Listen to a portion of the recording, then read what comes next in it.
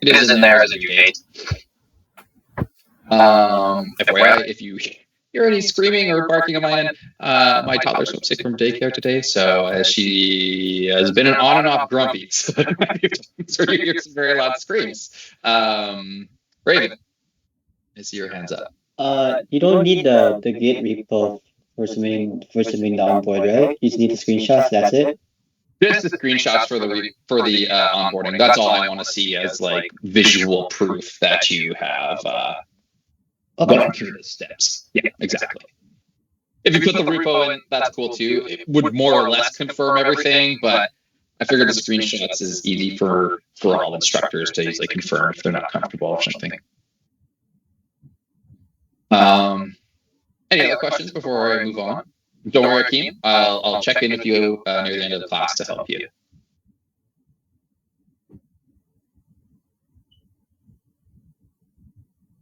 Doing the odd pause. Okay. So each you're seeing my instructor version where I have hidden instructor resources. Let me view as a student here. Let's go back. Okay. So each module, 1 through 5, will follow this kind of format. There's just like the module at a glance where I just have a quick summary of what we're doing. So the very first module, we're not doing anything terribly complicated. For the most part, it's just going to be about setting up the core basics, the bare bones of an API. So getting all just the utilities in place that we're using and then getting it running. We'll set up the back environment. We'll set up the process for the testing, the automated tests, and any sort of tools we need. So predominantly we'll be using Node.js, TypeScript, Express, Jest, Swagger/OpenAPI, NPM, and Postman. This sounds like a lot, but it's just, well, unfortunately or fortunately, however you look at it, just kind of the way things go. We end up using a lot of packages as developers, and these all are very common, if not the most common options that you'll get for this. I've been asked by others, why did I choose what I chose for this course? I chose the most common and popular packages because that's going to be the ones that when you guys are working on this, we'll find the most resources on, the most documentation on, the most examples online. And so this should make things more approachable in that regard.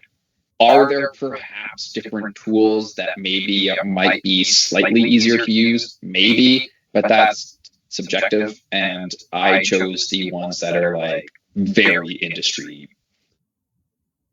standard, if you will. Standard maybe isn't the right word, but very industry popular. There's a little checklist here, just telling you about how each module proceeds. The notes here. So, testing. In this course, I wanted you to be able to do different Jest unit tests on our code. Don't worry, it shouldn't be as frustrating as front end and the project where we don't care about a DOM or front end or any of that. We're just testing code. And by testing code, I mean testing our TypeScript code. And to make it even less frustrating for you, I've included templates. So a lot of these are already just fill in the blank, copy my templates, and then put in the values that you expect here. So I've tried to make the tests less focused on you filling in all of the basic template aspects and more about you just making sure you have those tests set up to cover the code you've written. You might be like, why are you just giving us all this, or we don't want to test this way? It's just a finite amount of time that we have in a course, and there's certain things I want to focus on. And this way, we can at least have the tests in. I can have you fill in these components, and then they should, for the most part, work for your code. There might be some challenges because maybe the code you've written doesn't perfectly follow the alignment for these tests, but they are a very good starting point. And anytime you see like in between like these braces here, like this /*, like this inline comment, That just means you will replace that comment with some value that you're looking to test. We'll get back to these later, though. And in the notes, these are referenced, and it kind of shows you how to fill them in as well. So just for your information. In fact, if we quickly go into the notes here, and testing of jest, we kind of get into, okay, how to set up, how do we run a test and write the test, and all that sort of stuff there inside of it. Okay, so where was I wanted to go into next, just getting started.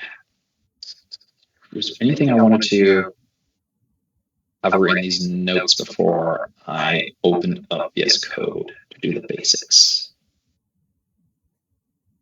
So I'll actually just cover this stuff really quick here, just for a quick reference. So there is a particular application structure that we're going to use for this course, and there are a lot of ways you can structure the files and whatnot within an application. And these structures can stem from things like, are we making an API? Are we, I don't know. I don't know, my brain just stopped working there. Are we working with, like, maybe we have a structure like MVC, Model View Controller, or something along those lines. That's going to dictate how we structure and where we place our files and whatnot in our code, or in our project, I should say. So, with that said, this would be like, this is a little intimidating at first, I imagine, but this would be like a much larger application, something we have not completed yet. This would be kind of like the very end result if you got to the end of this course. And it's mostly here just as a reference point of view. And how you read this is, this would be a directory, and these are files. You can tell from the file extensions here that that's what those would be. So we have like a configuration directory. We have a source directory. We have a tests directory, logs, dist, node modules, all this sort of stuff. Really quick, configuration are going to be configurations directly related to our application, specifically our application. So what I mean there is, if you were to scroll down here, you might see something like jest config.ts, ESLint config, TS config. You might be saying, well, why are those configurations not located in this config directory? The difference here is these are more what I'd call like a standard configuration. They are global configuration and they could be applied to many different applications. Linting, our TypeScript configuration, our Jest configuration. These are not really directly tied to they don't have to be directly tied to our application. We'll word it that way. These are going to be more custom configurations that are specifically tied to our app. So we're using, for our databases and our authentication when we get there, we're going to use Google's Firebase utilities. So we're going to use their cloud platform for stuff. So when we configure our database information, we want to have our configurations within this config. Swagger or OpenAPI. OpenAPI is a standard we use for structuring and creating APIs, formerly known as Swagger, actually. But Swagger is still a very common term that we use within it. And this is how we configure that. And this would just be like a general configuration file. So we'll get into those. We'll get into those actually in a little bit right away here. So give me one sec. And I will start and new project here.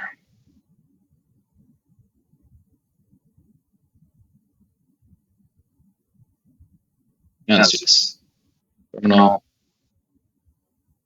Okay. Where do I want to go? Let's do projects, maybe. Projects? Yeah, that's what I called it. I'm just going to create a new directory here. Let's call it I'm going to call it bed demo 1. So that's the directory my project's going to be in. Next, I am going to open up this directory in VS Code. So I'm just going to write in code, and then I'm just going to do the name of my, and that'll open it up on the other screen. Okay. This is just one way you can create a new project in VS Code. Generally, if I'm cloning something, I'll do the exact same thing. I'll do like clone the repository name, and then I'll just do code, the name of the directory. And that'll just open up at the root of that directory in my VS Code. Okay. Give you a sec there if you're following along.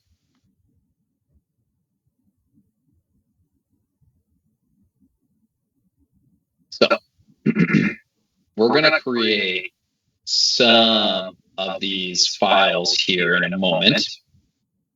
But first, what we want to do is just make sure, did we do node? Do we have all that set up? I just hit quickly Control-tilde, or the key to the left of 1, and that'll open up your terminal for you in VS Code. You could also just do like in here, like open up terminal this way if you wanted to, or Control-Shift-S, but I just do Control-tilde, and that will open it up for me. So in this, let me just quickly change my settings. Font 20.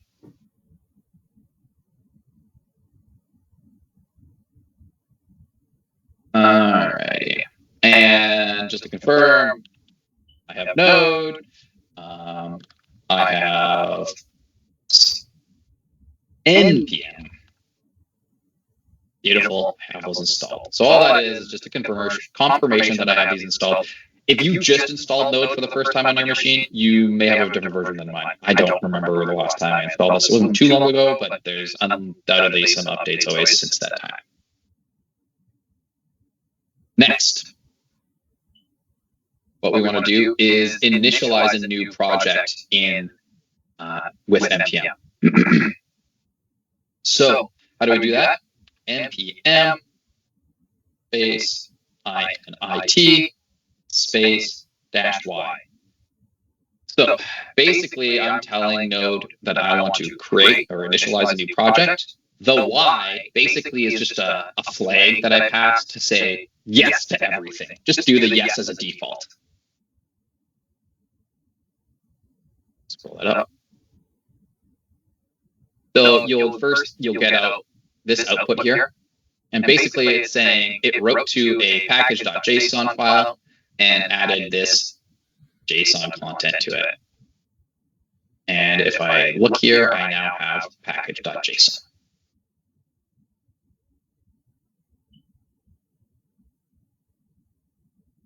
So far, so good. No issues installing that. Or installing it, but initializing it. Okay. Now, next, I'm going to run an install. So right now we have literally just bare bones. I don't have anything here. So I'm going to do npm install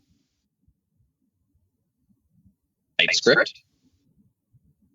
It already knows what I want to do. TS node, and I'll copy this into the chat too if you can't see it in here. I use the @ slash or @type slash node, and then I'm going to add a flag at the end here. Save dev.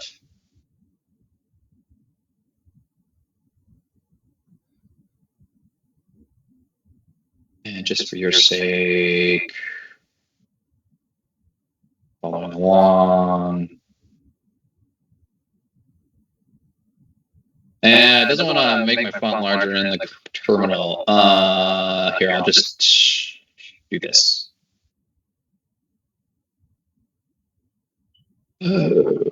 Settings.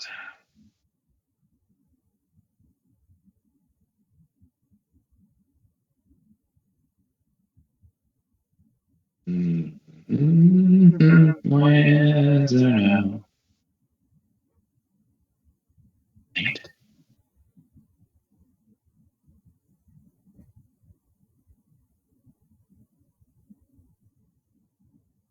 Where do I do this? I'll just zoom in on VS Code. That's the easiest way here. Is this more legible, Ian? I honestly don't remember how to individually set the font size in my terminal versus in the editor. Terminal fast settings. Can I terminal?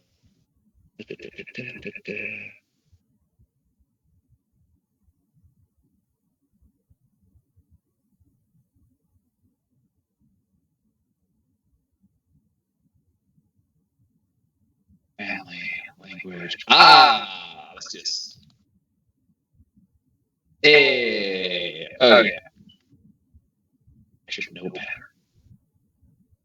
Just know. I just need to check the settings. Okay. Is that better? Ian? Change it to 20 font. It should be bigger. It looks bigger to me, but a little bit. You want me to go big? Even bigger. Let's go.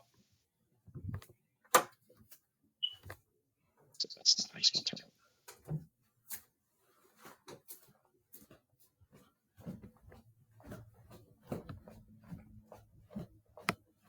Better? Hopefully? Yes. Okay, cool. Okay.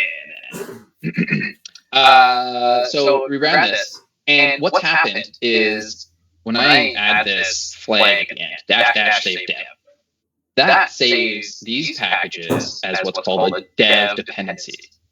So these dev dependencies are only used for my local development purposes. They are not used as part of like a package I would use to deliver this application. And so things like TypeScript, which is a TypeScript compiler that we use in our package or in our application that we're developing. So that's what that one is. TS Node allows us, even though I totally said, TypeScript is a compiled language, TS Node allows me to basically run TypeScript without compiling. For our purposes, it just makes running the code much quicker and easier here. Essentially, that's what's going on there. And then the @types node. So this is where TypeScript has its definitions. In fact, let me show you in the notes here. I have a little TypeScript primer that I created in these notes. And so in this primer, basically, I am giving you examples of code in JavaScript and then in TypeScript, the same code. So in JavaScript, I would use, I'm creating a variable using the word let. That means that we can alter the value of this variable versus const, right? I give it a name, I say equal to, and here's the value. And in all of these, all I'm using is the scope identifier here, the name, the equal sign, the actual value, and then a semicolon. The main difference here in TypeScript is you can see I have a colon after the variable's name, followed by a type. And the types are things like string, number, Boolean. And if you follow the link I have in the notes here, it gives you reference here to the TypeScript documentation showing you the different variables, data types that you can use. So we always want to explicitly define our types or data types. Now that it's a string, I can't apply a 30 to this name. I can't apply true to this name. It has to be within the single or double quotes. So it's a rule that we're enforcing here. Same idea of TypeScript here. It has things like this function in JavaScript returns this message, right? That message has a type, and that type is a string. So it's the same thing. At the end of the brace here in this function, it's a colon string. I'm saying this function will always return a type of a string. So you don't need to check it if it's a Boolean, if it's a number, or anything. It should always return a string. If it doesn't, it will cause an error. In fact, it won't compile if I change that. It will break. So that's why, or that's how that will work, essentially. At the same time, my parameters that I have for my function also have a type. Just like a variable that I would define up here, this is a variable. It's locally scoped to this function, and it has a type as well. And there's more detail you can kind of go into here, but essentially, well, actually, let's mention one thing here. There's something called interfaces. They basically allow us to define like the shape of an object. And so here, if I want to define like persons with a name, an age, I can say interface, person, name, give it a type, age, give it a type. It's not exactly a class, right? It's similar, very similar. But not exactly the same thing. There are limitations to it. We can do classes though, right? So in a class, I would have like, you've learned about this sort of stuff in intermediate development, right? So like private and public parameters, there's a constructor, there's functions associated to it. An interface, I don't have any of that. It's basically like saying, here's a structure of data that I have, and I'm only going to ever just use it essentially as a data structure in terms of these variables are all tied to a person. It's like a simplified version of a class, I guess. Less going on with it, because I don't really always want all of this or need all of it. So we'll use these. Use interfaces a lot in this course. We never use classes. And so I guess I'll clarify around this class. In a lot of JavaScript and TypeScript based development, we don't always follow strictly object oriented programming, that paradigm of programming that you've been learning about, where you have your classes and you have specific rules around that. We talk about like abstraction and inheritance, all that sort of stuff. A lot of modern JavaScript and TypeScript development blends in what we call functional programming. And functional programming is, I'm not defining classes and whatnot, I use functions. And so I can have functions that receive functions as parameters, that return functions as parameters. And there's certain rules we want to follow around that. I'm not suggesting that that's specifically what we're going to follow, but you'll see this sort of as we're developing things. It doesn't quite look maybe how you would have done things in intermediate software development. That's because we're following more patterns and whatnot that you would see more so in JavaScript. Okay, sorry, a little bit of a tangent there. Where was I? You'll see some things that were created, right? The node modules, that's these packages that were installed for us, and any dependencies these may have. So even though I installed these three, there may actually, and there are, different packages installed because these packages, TypeScript, TS Node, and like the types and stuff, have their own dependencies. So this can in itself turn into a big mess. because you can end up having a lot of packages installed. So we try not to go too package crazy, but we always typically do go package crazy. So let's move on. Next, what we want to do is create a new file. So I'm just going to click the new file button up here, and I'm going to call that file .git ignore. Because frankly, I want to ignore some stuff that was created. I do not want to commit node modules to, like, we didn't actually create a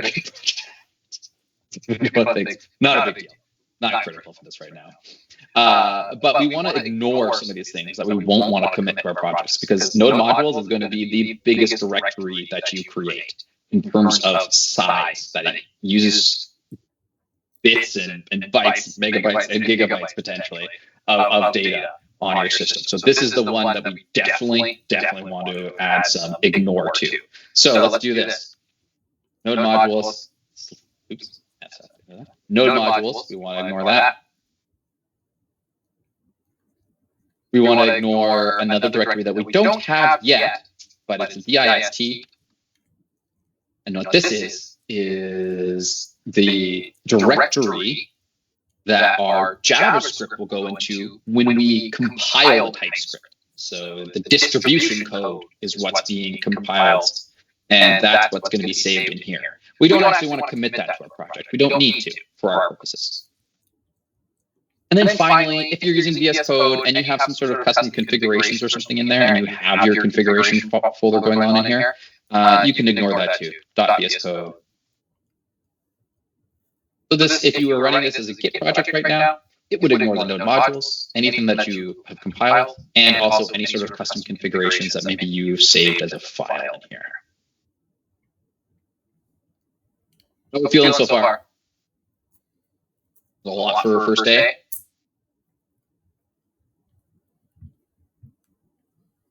I'm trying not to be like too fast. Got my radio voice going on maybe.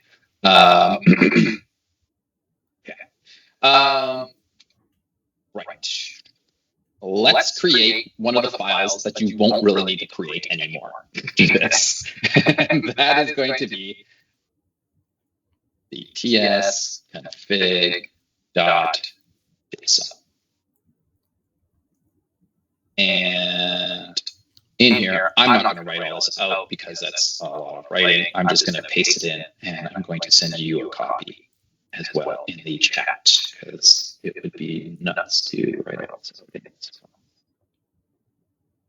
Snippet, please.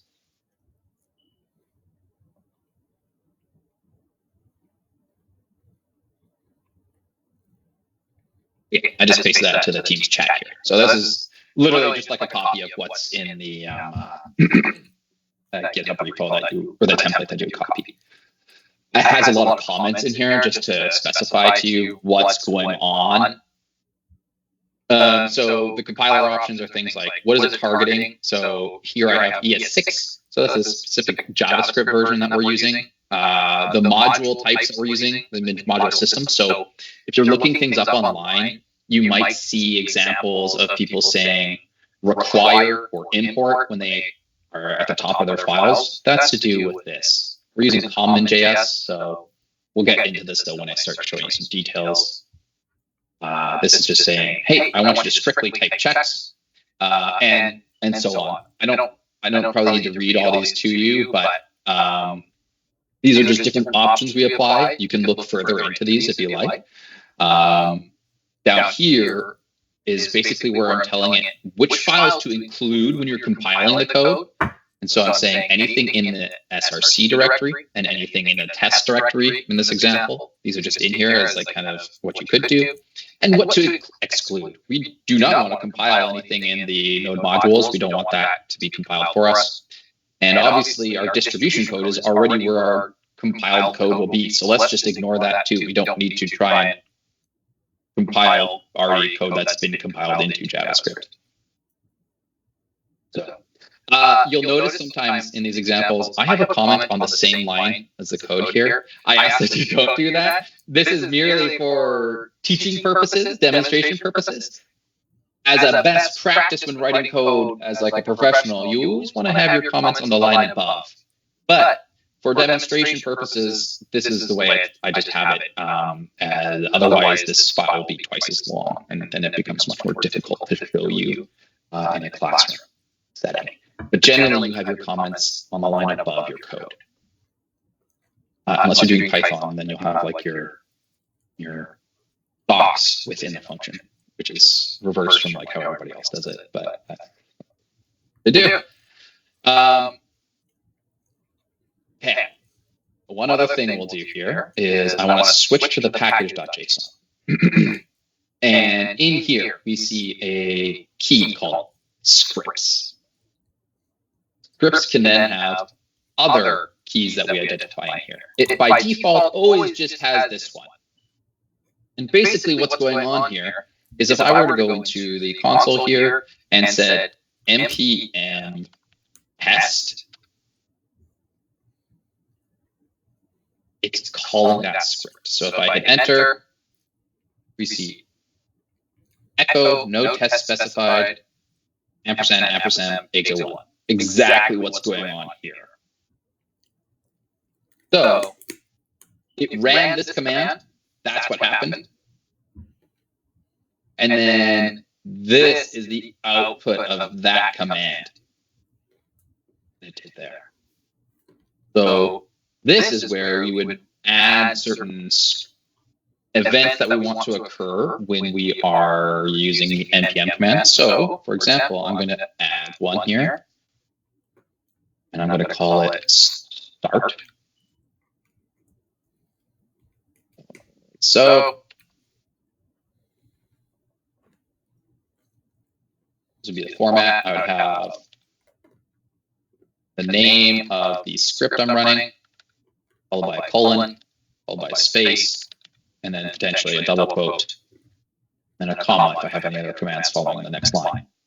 And in this one, I'm going to use this package that we've installed, yes node, and this takes an argument to that command. So if I do this, src/server.ts, I've added something here. Oops, that. And if I go npm start, it's going to throw me an error. But that's an expected error. So it's, you can see, I ran the command start. It attempted to run ts node src/server.ts, and then it threw me an error saying, I can't find this module. That's fair because I haven't created that module. It's basically saying this module does not exist, so this would fail for us. Dante, what was this example? Be on GitHub. I will share with you guys the end example. No worries. We won't get very far today. We're just doing some very basic setup stuff right now, and then tomorrow we meet again for this section. Yeah. Okay. Now because you're the only one with your camera on, if I see you shaking your head, I'm going to assume that everybody else is. That's by default. If you're the one turning on your camera, you're going to hold more power, I guess, in the class. Okay, where was I? Right. And then let's see here. Should we install this part 232? Let's do this. I'll just put it up to you guys. We can either spend another like 15, 17 minutes going on to the other steps, which would basically, or no wait, yeah, like 17 minutes we have left in this class because I would end it at 2:50 anyway. I could continue on, or we can put the brakes here and we finish off tomorrow morning, is it? Let me just check the calendar. Yeah, it would be tomorrow morning. And we'll be able to definitely do the whole demo by tomorrow.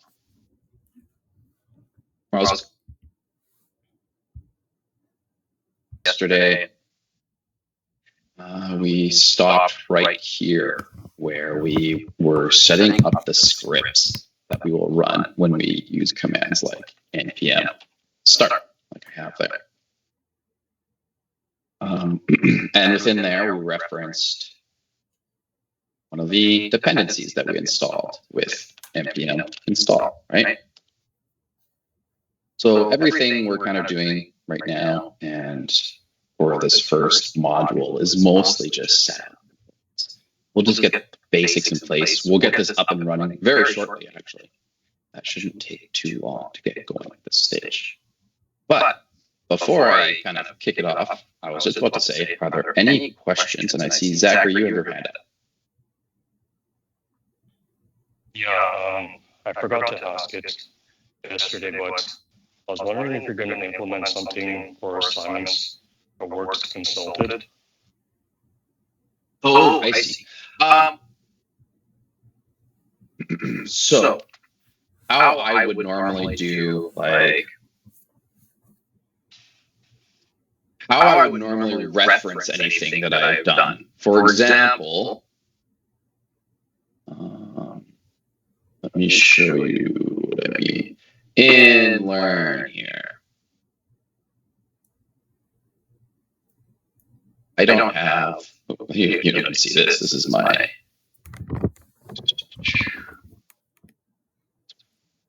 we go into content here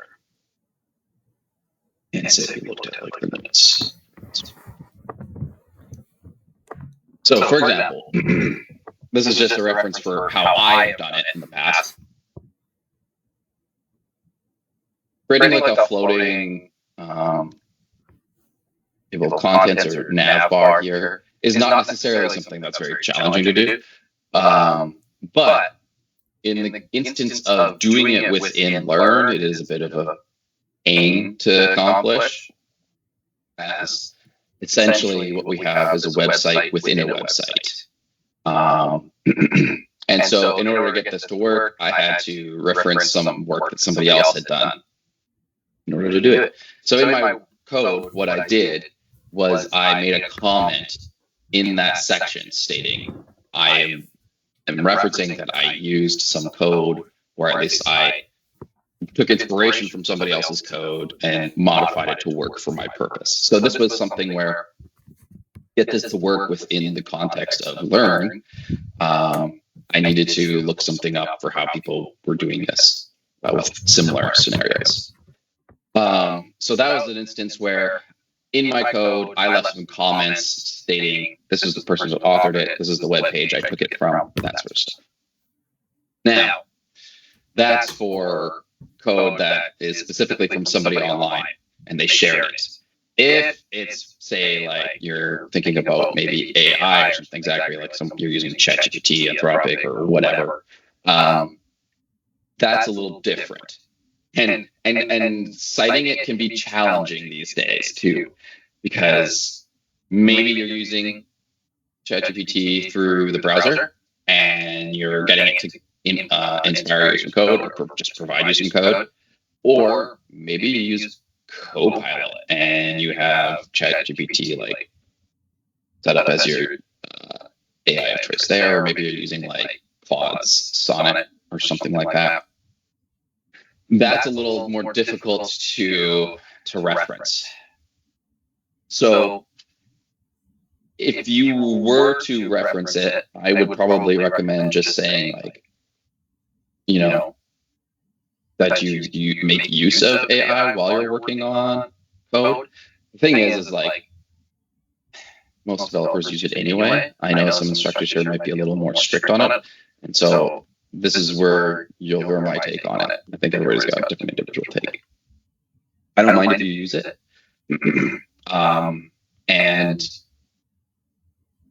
it's okay to use it because I use it. I'm definitely still friends with people in industry that use it themselves, but there's a difference. And the people that I know, or myself, are already familiar with these coding practices and what it's creating. So I understand most of the time what it's making. I know when it makes a mistake.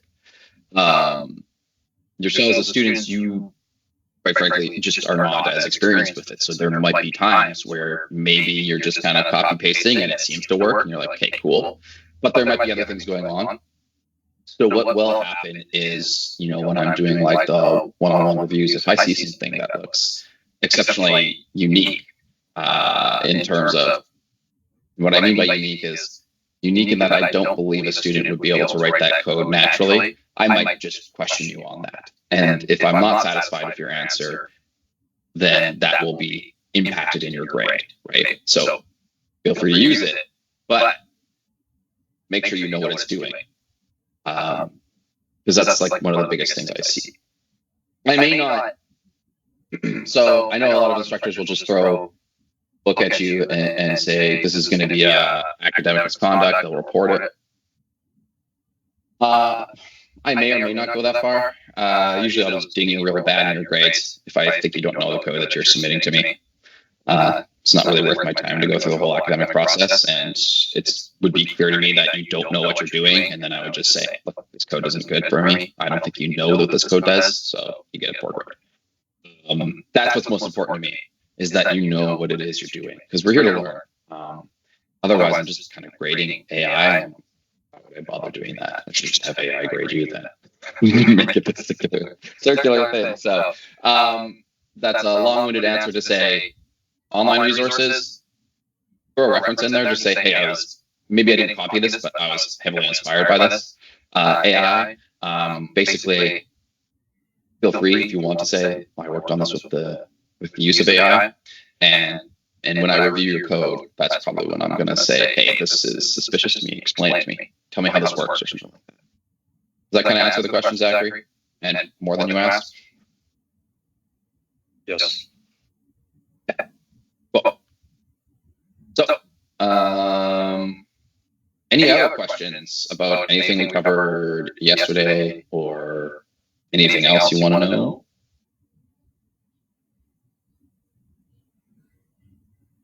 That was like my stern talk for about 5 minutes there. Usually not my MO, but okie dokie. So, where we left off.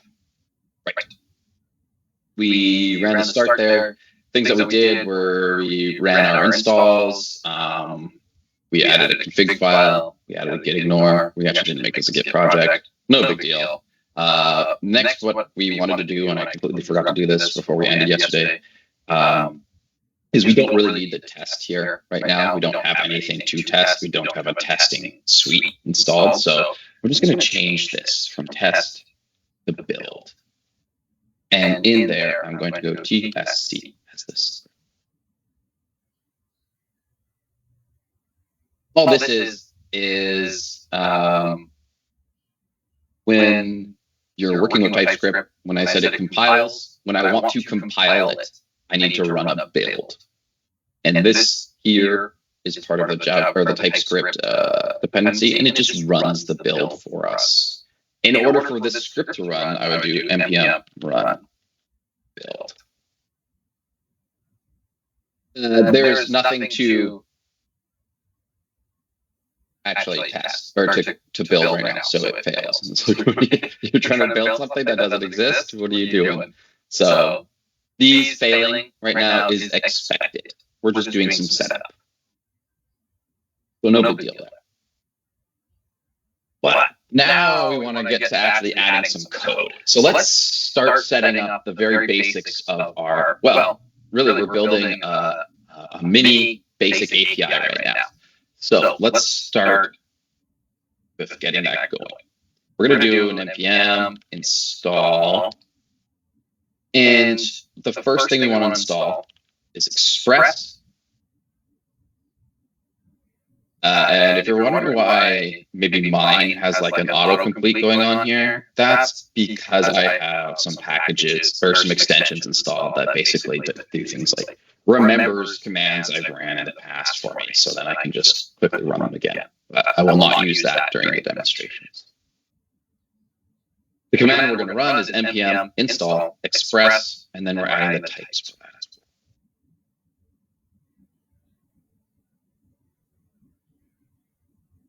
So this types probably could have been a save dev. Oh well, not the end of the world. Ian. Actually, you just mentioned it, but what was the difference made by save dev again? Right. So dependencies and dev dependencies. Dependencies will be npm install and then just the package name. npm install, the package name, then dash dash save dash dev. We'll put it into dev or development dependencies. Development dependencies are things that are only used during the development process. And I know that can kind of sound like, what are you talking about, Dave? Are we just not developing everything here? What's the difference? The difference is the version of the application that I am coding and running on my local machine versus the version of the application I deliver to end users. And by deliver to end users, it doesn't mean necessarily I just hand them the code or something like that, but it's a version that I'm running in my production environment. And in my production environment, I don't need to tell it to use TypeScript or something like that because we compile it and it turns into JavaScript. But certain things like Express, which we should look that up right now, in fact. Let's do this. You can't see this, but it's nice. If we do Express VPN. Yeah. Right.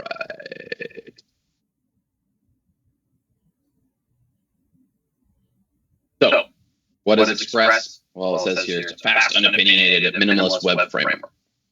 This is exactly what it is. It's a framework for the web. We use it for things like JavaScript and TypeScript for doing back-end services as a framework for us. And so as a framework, it manages a lot of stuff for us. For example, being able to launch a local server with Express, or a server with Express, I should say, either or. And here's just a very basic example of it. We are basically grabbing Express, we are instantiating it here, and then we are essentially telling it here, this is a little, probably might be a little confusing until we actually start using it. But what happens here is it's defining a route within a address table.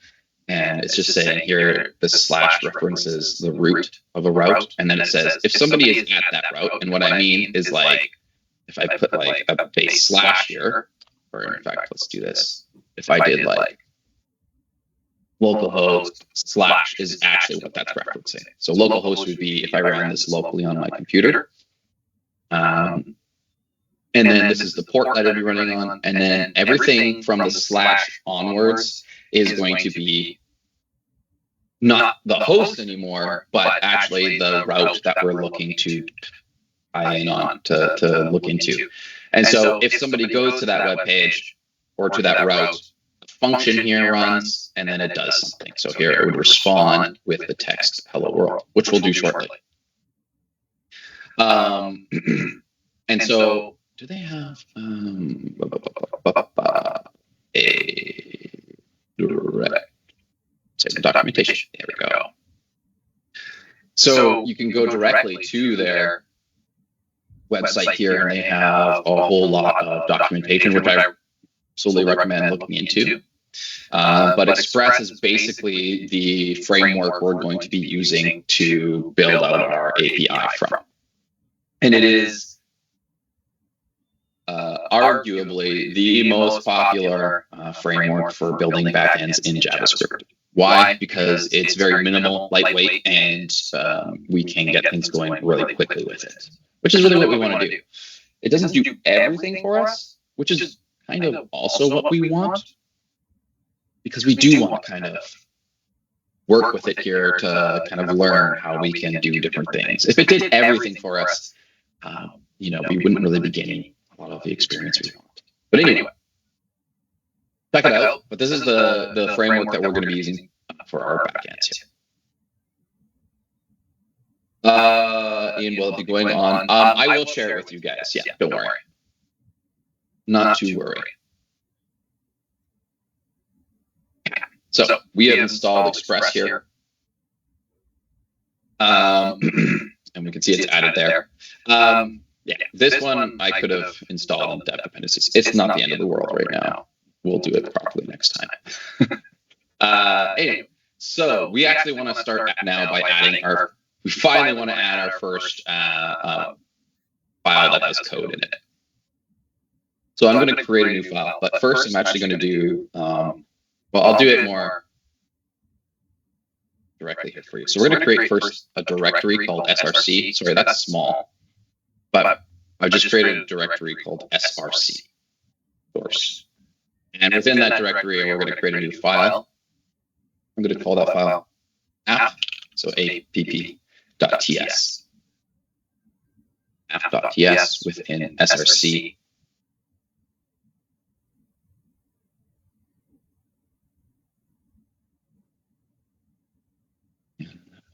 Is there a was to do requirements txt for npm? Can you maybe? Not sure. I'm picking up what you're asking there, Ian. Because you know how in Python you can have a requirements.txt. Yes.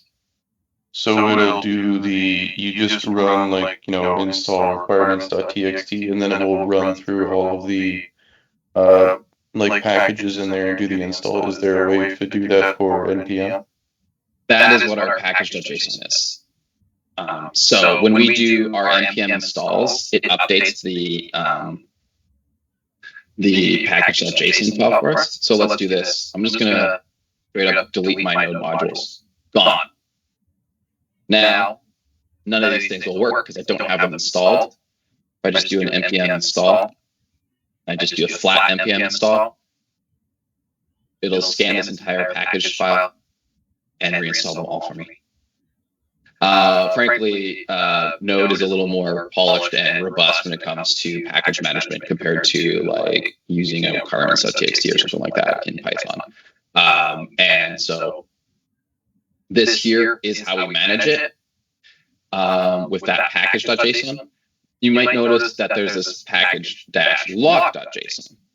This is a little different. So this is now actually identifying well, this is the application that we have here. I just called mine embed demo_1, a version to it. And then there's a packages. But you might notice that there's a lot of packages that I didn't directly install. And these are basically the dependencies for the packages I have installed. So it manages those for me as well. And it manages the versions in here. So it says like, these are the dependencies you have. And then if we kind of look through all these, it has different versions in here. And the lock version here, this file, is what's determining what version to install specifically when I run the npm install. And every time I will update the versions here, it will then update the versions in my lock file. If I don't have a lock file and I run npm install, it'll just generate that for me. But that essentially, this is the equivalent, we'll say, of your requirements.txt. I don't need to add anything to it. Usually I don't need to manage the dependencies by editing this text directly. Instead, it's just by doing npm install, and then it manages that for me. Okay, but when you do the npm init, you need to... It was more so for the manually declare which packages you want to install the first time around, don't you? npm init, what that does is you can think of it as like git init. You know, before I run git init, there is no git in this directory. It's not a git directory like right now. This one is not git. And same with a project that I'm creating in a directory. Until I run npm init, it doesn't know that this is a node project. So by running that, I'm now setting up the framework to say, this is a node project. So now whenever I run different commands like npm install or npm whatever, it knows, yeah, this is a node project. Let's start doing these things. If I went and said npm install, express save dev in a project in a directory where I didn't run npm init previously, it won't know what the heck I'm talking about. Just like if you ran git, commit in a directory that you haven't run git in it still doesn't know. So it's the same process there. Yes, I realize that. It's just that you initialize npm in the directory, but you still had to tell it because you didn't the package and package lock didn't necessarily have the packages you wanted yet because it was a blank slate. Because we did not. Sorry, I'm just gonna show that. They didn't have the packages because that project never existed before. So Yes. that would be like the reverse. And I think where things are kind of going off track here is if you've never created a Python project before, if it didn't exist, the code base didn't exist, why would you have a requirements.txt? Is my question there, right? So you don't create the requirements.txt until you create the project. And the same concept here. We don't have a package.json file until we create this project. And the first thing you would do is run node or npm init. I kind of get what you're saying there, and I think where the confusion's coming in is that requirements, you don't create that file until you know you're creating a Python project. Same idea here. We don't create the package.json file until we know we're creating a node project. I don't know if that's answering your question. Otherwise, I don't think I understand the question. It's just if you were to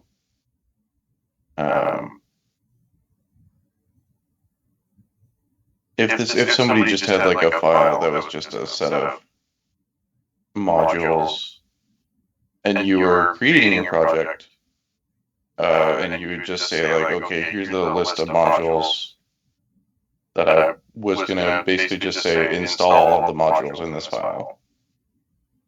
So let's say, for example, you're not starting a project from scratch. Let's say I shared this whole directory with you right now, but I removed this. I removed this here, and I just shared this here with you. You wouldn't have to run npm init. You just need to run npm install because it's already an npm directory. The whole directory is itself. And for the context, I'm not sure of a scenario where you would just share a requirements document or just a package JSON file. It needs to be associated to a directory for a project of some sorts, whether it's Python or Node or something like that. Maybe there's something I'm struggling with here. I don't necessarily understand the question. And sorry. And so I think this stems from during front end, when we're doing our collaborative project, there were times when even just doing like our npm installs for modules just like a day apart, and then they had like some now, and we'll talk about it a bit later. In fact, this conversation is really derailing where we were going here. So we'll get back to it though. Okay.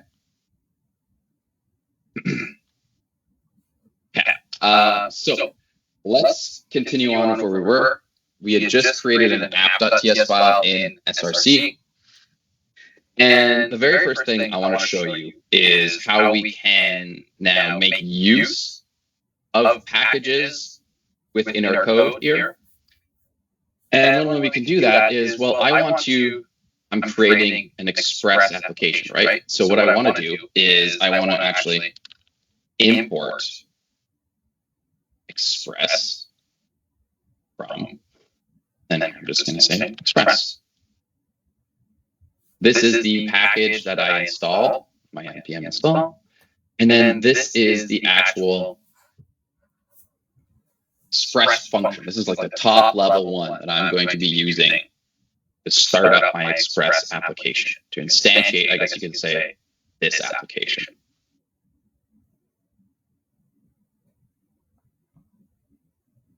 Next, what we actually want to do, oops, move my mouse over the bar there. Next, what we actually want to do is exactly what I said. We want to instantiate it. I'm going to do something incorrect here.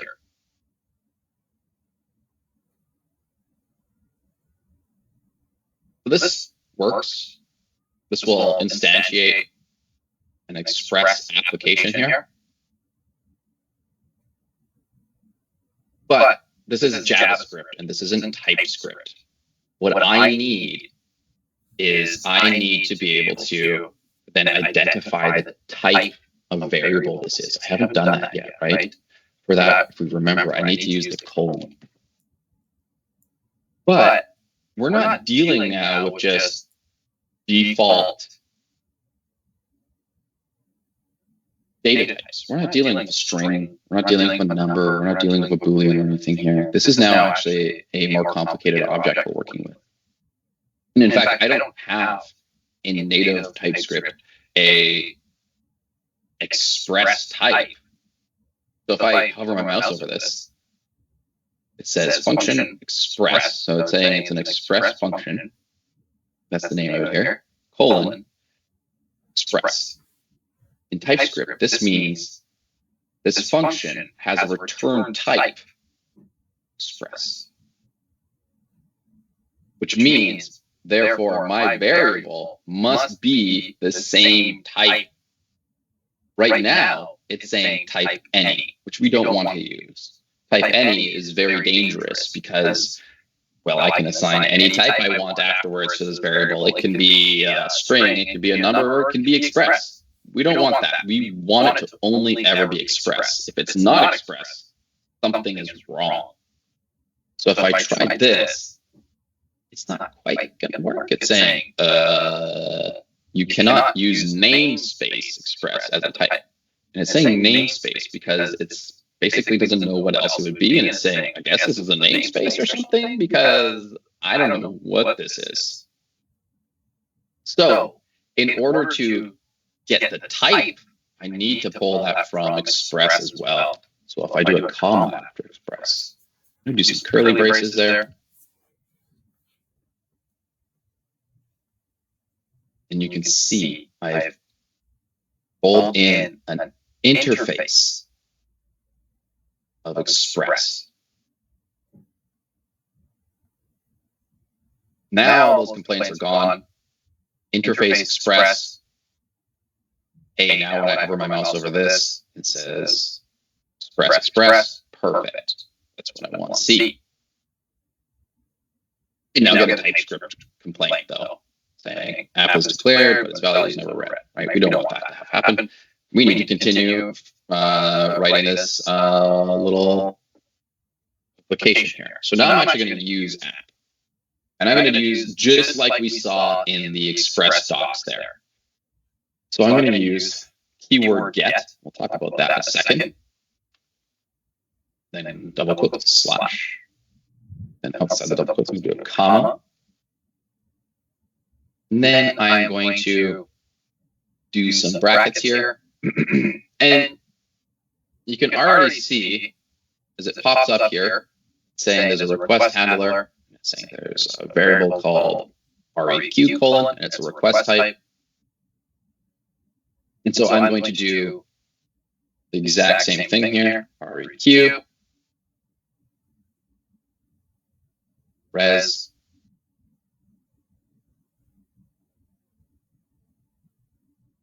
so what I've done is this is an anonymous function in JavaScript or TypeScript. Anonymous functions are when we do not define a name for that function. There's no way for me to reference that function outside of this line 5 here. I could never call this function. It's only ever called in this instance here. And Just going to hit enter between those curly braces. You can consider this like the method signature. These are the parameters. And this is the body of it. I'm going to use that RAS, which is the response. And I'm going to use a method off of that called send. Let's do hello. Yes, that's what we'll do. The classic. This isn't quite finished yet. I want to do one more thing. I'm going to use the keyword export default app.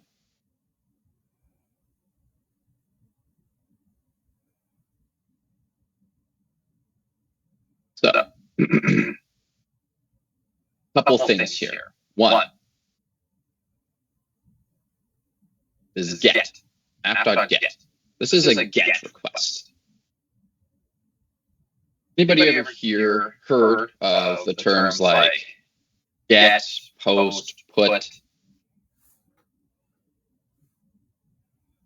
These are specific. Ian's giving me a thumbs up. Yes. So these are some specific ways in which we can make HTTP requests. A get, well, we try to keep them in the purpose of them should be relatively aligned with what the actual word is, right? So get, we're looking to request some information. Post would be, I'm looking to post some information. I'm sending some information, right? I'm updating some information. There's like a delete, which would be deleting information, that sort of stuff. And there's even more. But right now, what I'm using is get. So I'm requesting some information. I'm not sending it anything when I'm making this request. I'm just saying, get me this. And it will respond with this text. String of just hello world. This line, line 9, is me now exporting app after I've done everything I want with it.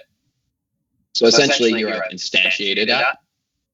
I've added a get request to it. This doesn't fire that off. It doesn't make the request happen right away. I need to use this later on in order to make this get occur. And in order to use it, I'm going to export it from this file. Now, when I do this, export app, it makes it accessible outside of this file to other files that I create here. Export default app is essentially just saying there's only going to be one thing that I'm exporting from this file, and the default is just app here. What could happen is maybe I wanted to export a few things. There's a different format, which we'll show you later, on how you can export more than one thing from a file at a time. But right now, we're only exporting one thing, so I say export default app. Makes it simple. So we have that file, but this still won't work. There's no server that we've created, essentially, to get this going. So what I need to do is create a new file within SRC, and I'm going to call this one server.ts.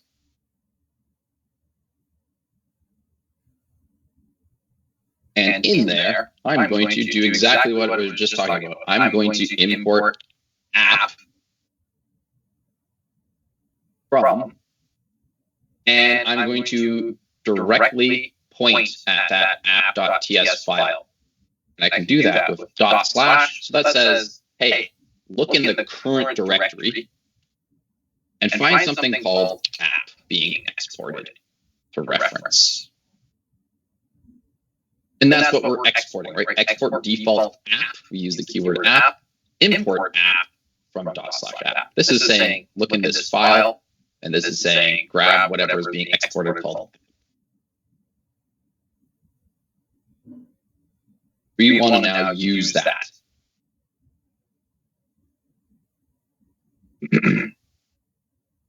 Now, I'm going to use a package that we have not installed in package.json. And that's because this is a global package. It should always be available.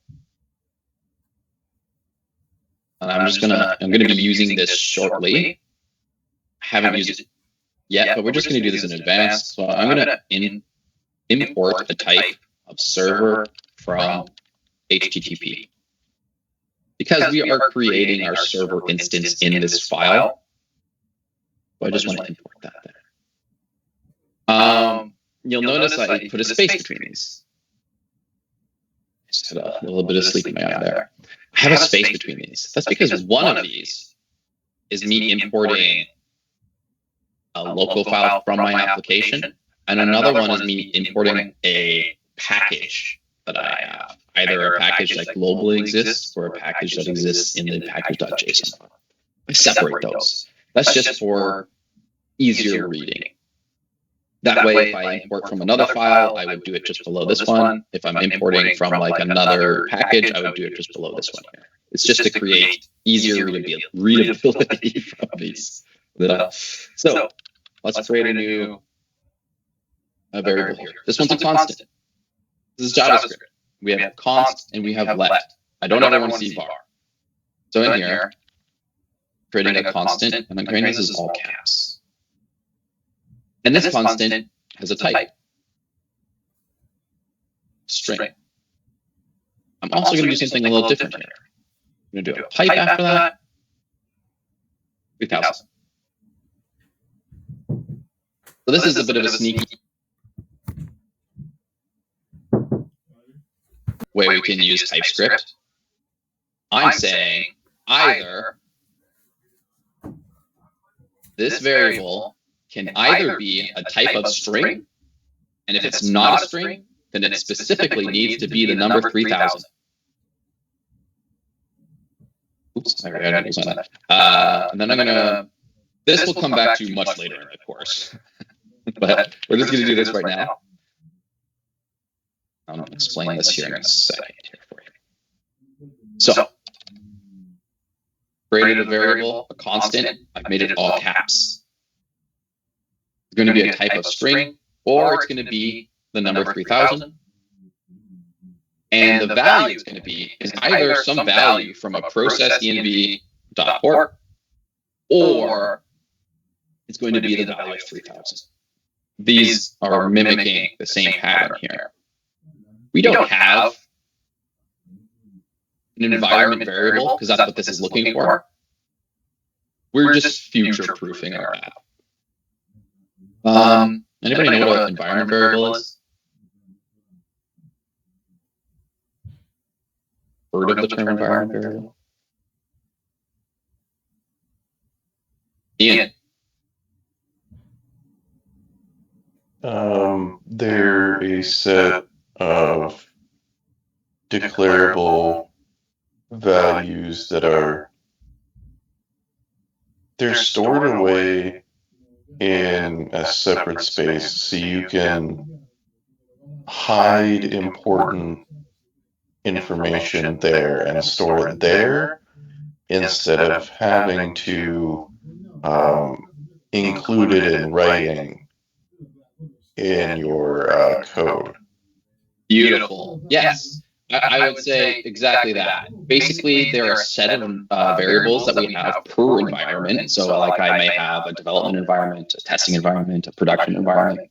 And those values are likely to change from environment, right? Because maybe in my production environment, I am pointing at, well, my live database, for example. So I might have different connection criteria for that. Not criteria, connection values, right? It's pointing to a different server, need some different username maybe or something like that.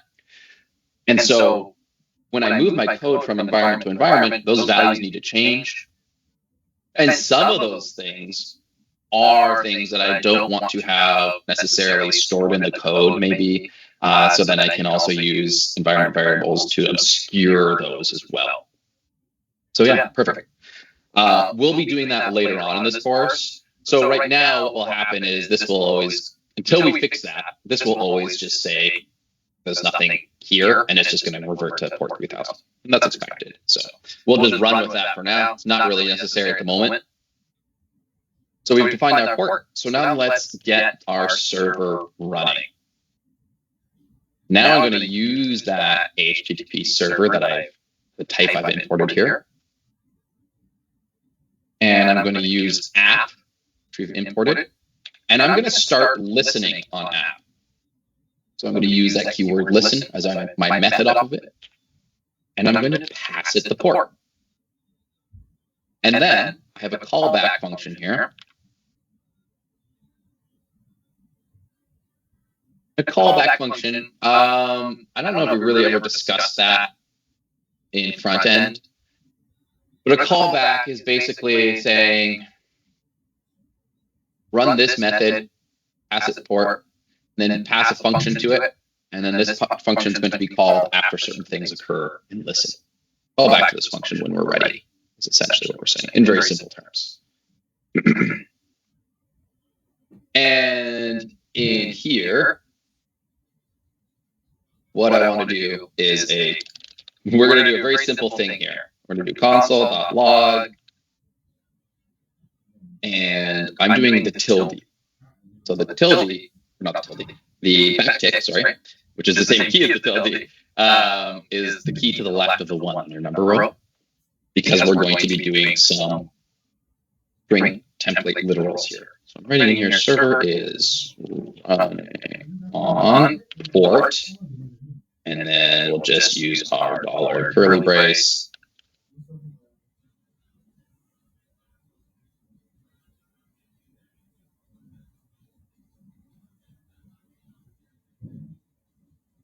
And then I'm going to do the same thing here. Default. Whoa. Default. That was a lot of typos. I lost my home row key there. Okay. So what's happening here? Yeah, kind of like a promise. What's happening here is now we're just literally firing up our server. So when I make use of this file, it's going to launch a server, and it's going to listen on port 3000 for us. And as soon as it's finished and it's launched, it's going to do a console log and output this message for us. And if you'll remember, in the package JSON, in that start script, I say tsnode src server.ts server.ts. So when we start this, it launches our server. So theoretically, if we do npm start, hey, look at that. We can see it calls it knows we're looking for the script, runs the content of the script, and then this is the output from our server running. Now, if we go into localhost / see our hello world browser here. It should. And I have this over HTTP. Throw this little URL into the chat there.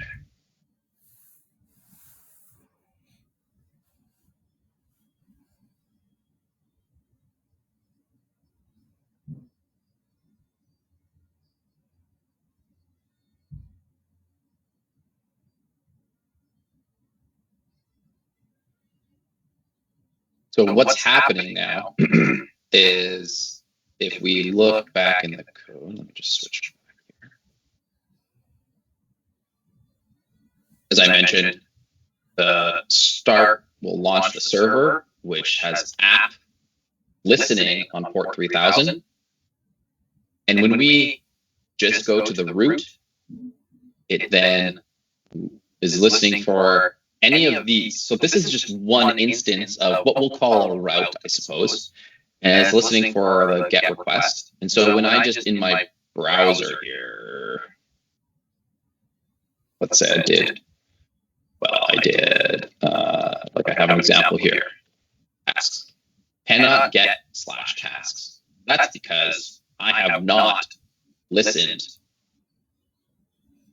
for anything on that. If I just quickly, as a demonstration, you don't have to do this. This is just for...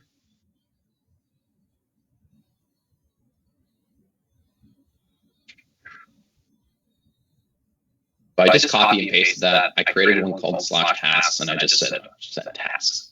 If I were now to go back into the browser here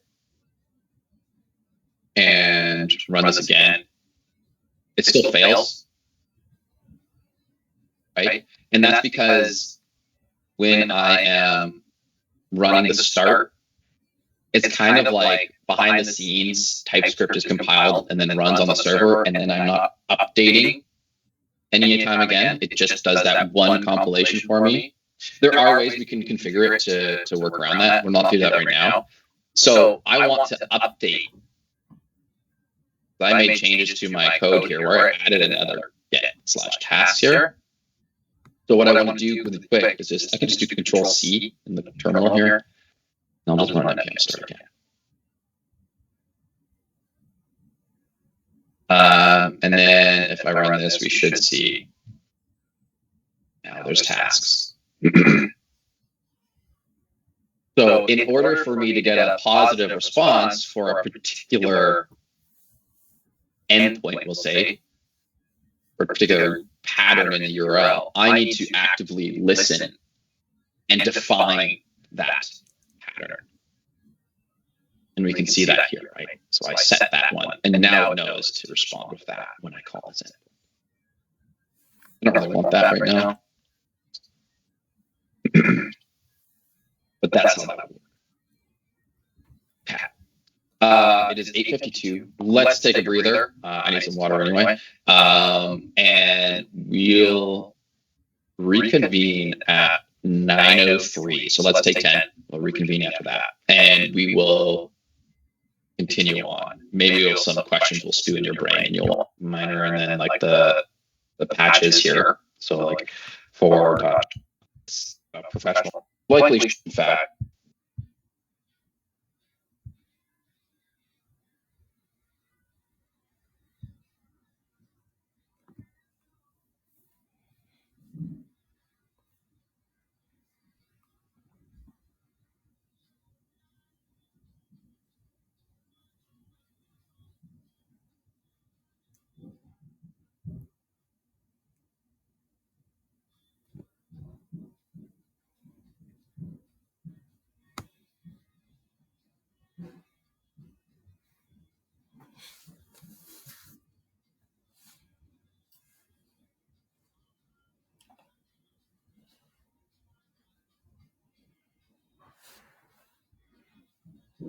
Curiosity, when you guys are doing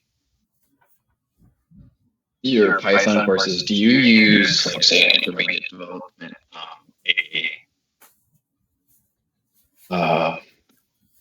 like a requirements dash log or something similar?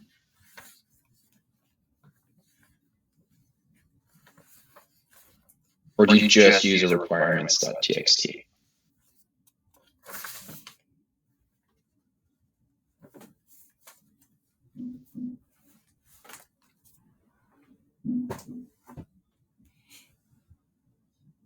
Get crickets here.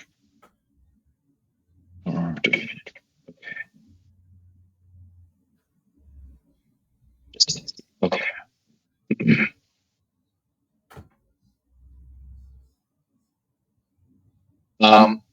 So perhaps it would help, in fact, if I kind of explain.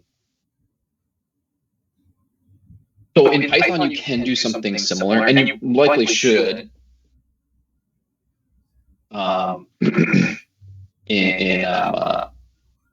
In Python, as like, if I were in a professional job, I probably would want to do something like having a lock file like we do in by default in Node.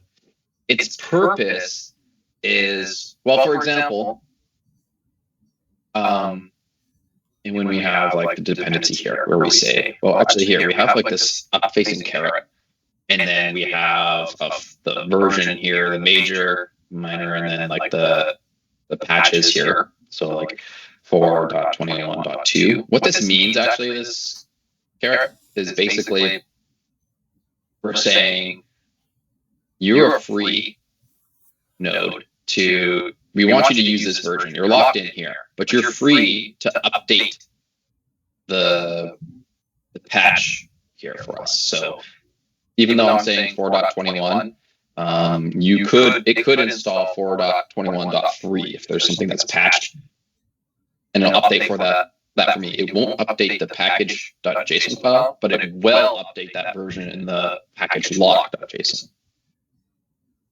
Then what happens is when somebody comes in and they pull this app and they run npm install, or I run npm install on a server, essentially what happens, it'll install the locked version. And the reason this is done is it essentially allows us to reproduce issues. So let's say there is a bug on a server, right? We didn't find it on our local coding machines, but some user or something ran into an issue on our website, and they had a bug or something like that. This allows us locally to take this lock and make sure we're installing the exact versions that are in here so we can reproduce it. If I don't have that lock and I just run this version, there's no guarantee that I have installed the exact same version that's on the server. So this is very important for reproducing things like that. So if we're manually using our version here or something like that, then we do run into those sort of issues. Hence why we want the lock, and hence why probably if I was doing like a Python project with, or even just by myself, but also with a team or whatever, we probably would want to. And you can add, there are settings you can use in Python to create a requirements lock file for yourself to use.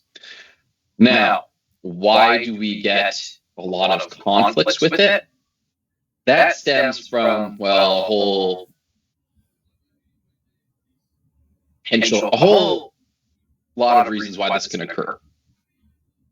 So typically, and we don't really teach you this in front end, but and part of the project is kind of, well, in fact, the main component of that project is none of the code you're doing in there is particularly unique other than the testing. So basically, the way that you build your project is just all stuff that we've already done, aside from the testing, and also aside from introducing Node. So there's generally going to be some issues that arise. And part of it is kind of like planning how to use these tools as a team. And granted, we could probably include a little more detailed guide around that. But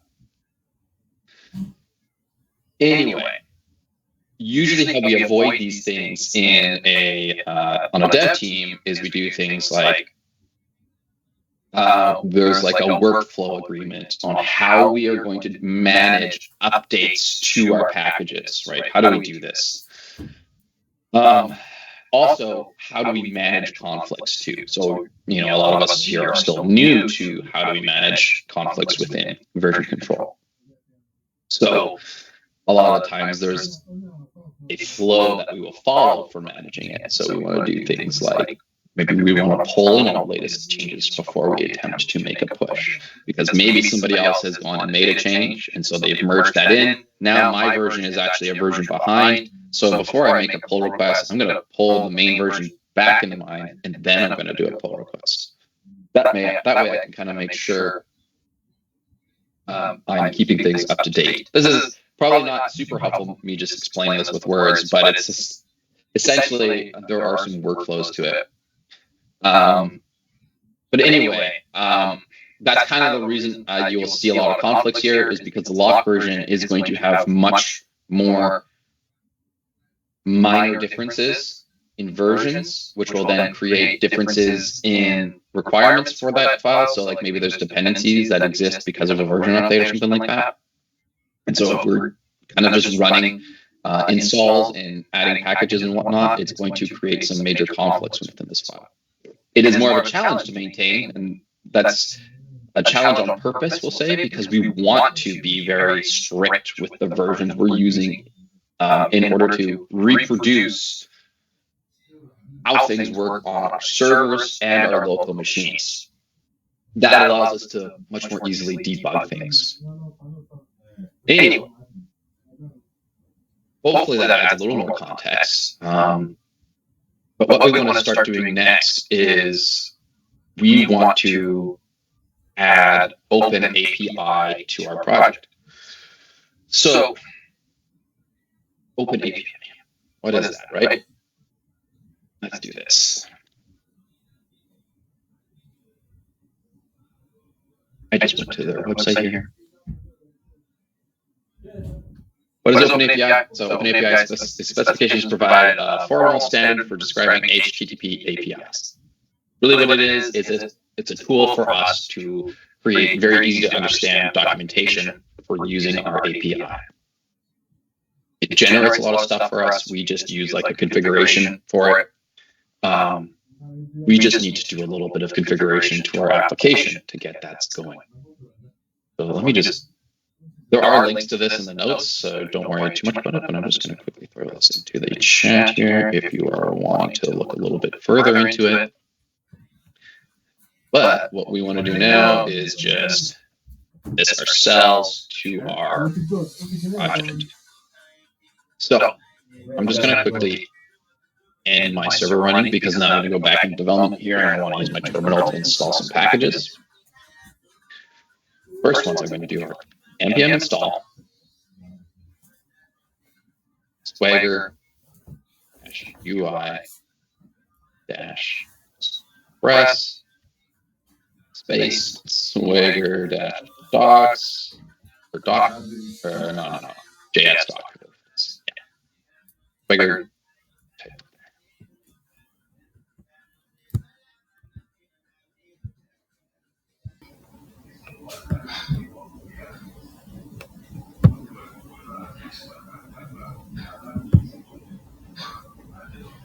asking where are the API endpoints? Where should I be looking to document it for you? And we quickly just look at this here. This is where we have like our routes. And that's what I want to document for outside users is what are the endpoints that you could call in my API to get something. And this is where I'm telling it. You can search for it here. So that's the option we want, but we haven't actually started this up. We haven't finished any of the configuration around. So I'm going to create another constant here. We're going to call this Swagger docs. Now, this is the one and only time you're going to see me do this. And this is the one and only time I hope to see you do this. I am going to put in a specific type of entity. And I'll explain that in a second. But let's just finish this off. I'm going to say Swagger JS doc. Now I'm going to pass it my options here. Okay, so I'm not defining a type for this. And it's basically because we're just getting a blank object from Swagger JS doc. So I don't really know the object type or anything from it, so I'm kind of being very lenient here. This though is going to throw some issues for the ESLint rules that I've provided. So there's a way we can disable ESLint for a specific line of code if we just don't want linting to run for it. So I'm going to do ESLint dash, and this is also a comment above it, ESLint dash disable dash next line. And I'm going to disable a specific type. So I'm going to say TypeScript ESLint slash no dash explicit. That's not how you type that. Explicit dash any. Just double checking this for typos because the editor will not tell me if it's a typo. So what this does is it disables that linting, right? That's that spell checking, we'll say, kind of the equivalent from Word that we would have in our code. And I'm just saying, ignore the next line. ESLint, disable yourself on the line 17 for this specific type of linting. It will still run the other type of linting. It's just this particular rule. Don't follow this rule on this line. I don't really want to see this too much. I'm just using it partially in this example to show you that's how that can work, and partially just because it's very easy to set this as any here. Okay.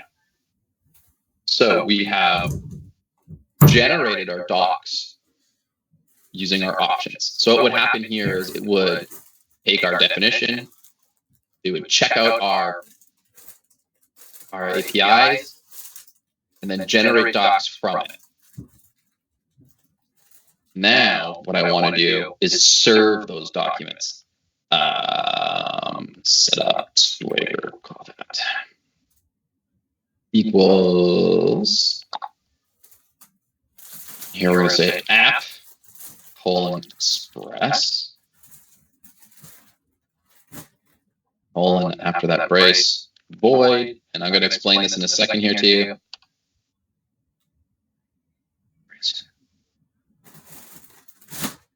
And I'm just going to do app.use. Oh gosh. Find there. / API - docs. Swagger UI. Serve. Serve. Swagger UI.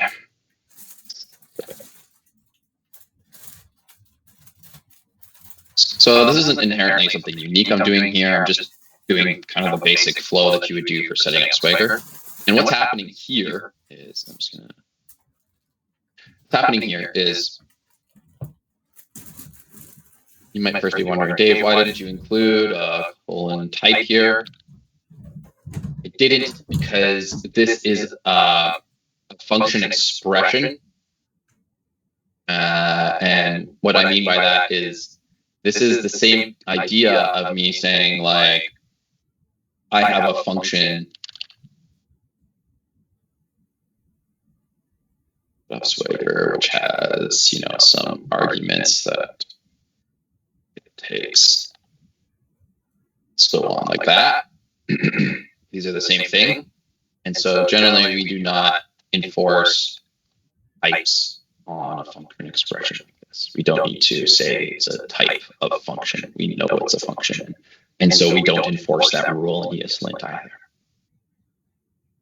This function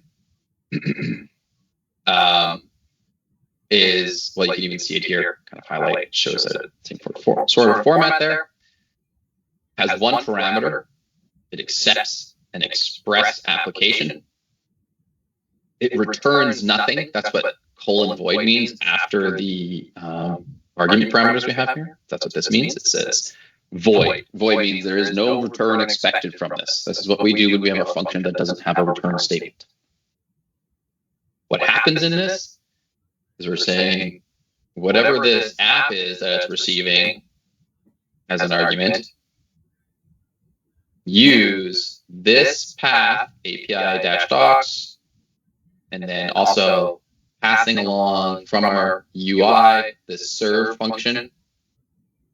And this is basically saying here, it says returns handlers for serving Swagger UI files. So there's going to be some files that are created for Swagger UI, and it's basically receiving the response of that. Or, well, it's receiving the reference to that here.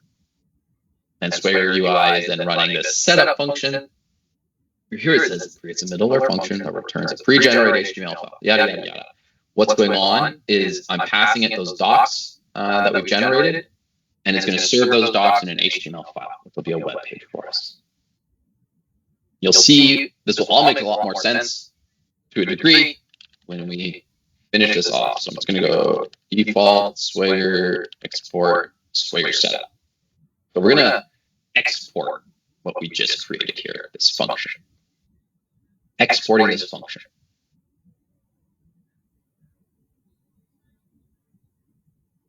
And if you are copying along here, I'm just going to wait a sec, and then I will show you this in action in a moment.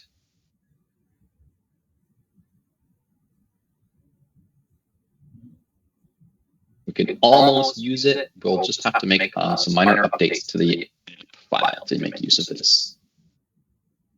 Because as you can see, it's expecting at one point to be referencing an app, an Express app, which it doesn't have here. Although we import a type and we tell it that it's going to be using an app, we don't actually have it in here yet. It doesn't have a reference to it yet.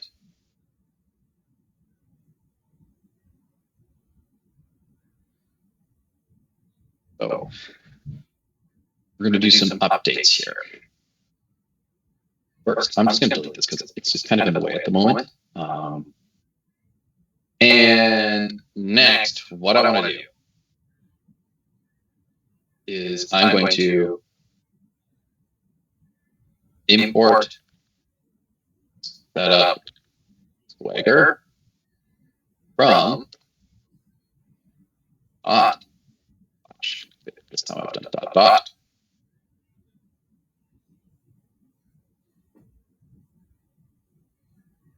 Dot slash means go back one directory level. Because right now we're in source. app.ts is in the src directory.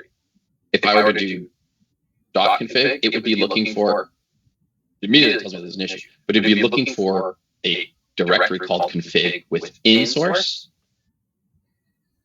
Dot slash means find a directory called config at the same level as source. So it does find it there because those are both at the same level. And then find this particular Swagger file. You'll notice I do not need to provide the file extension when I'm doing that.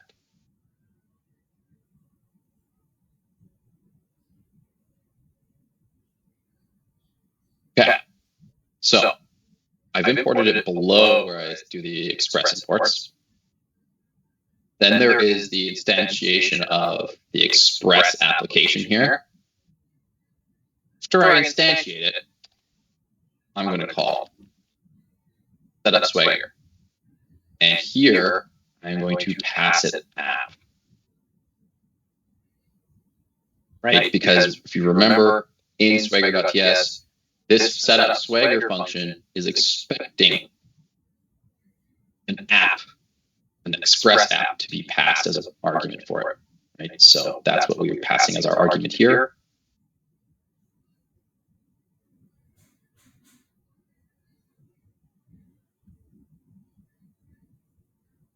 Now I'm going to re-add that tasks, but a little differently here. So I'm going to say app-get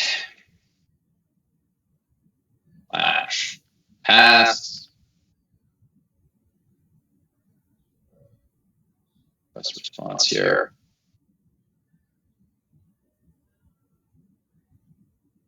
So nothing's going to be terribly different. We'll just call this like stop and think I before E. So I've recreated that endpoint there, but I want to make a little bit of a change to it. What I'm going to do is I'm going to add a JS format comment above here. Yeah. And oops, I forgot. There we go. Okay. So there's a few things I want to do here. One is I want to add a tag here. So I'm going to use the @ open API. This is letting Swagger or Open API know that this JS doc comment, it's for you. So you should read this. First, I define the route name in there, the type of HTTP request that's in there. Oops, I should put a line for that. Sorry. And in fact, I'm going to just space that in so that the G is involved.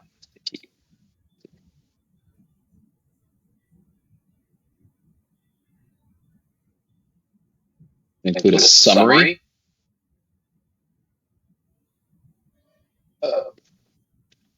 breathe a list of tasks, we'll say. That's what this would do. It doesn't really do that because this is just a made-up endpoint that we're just using for test purposes.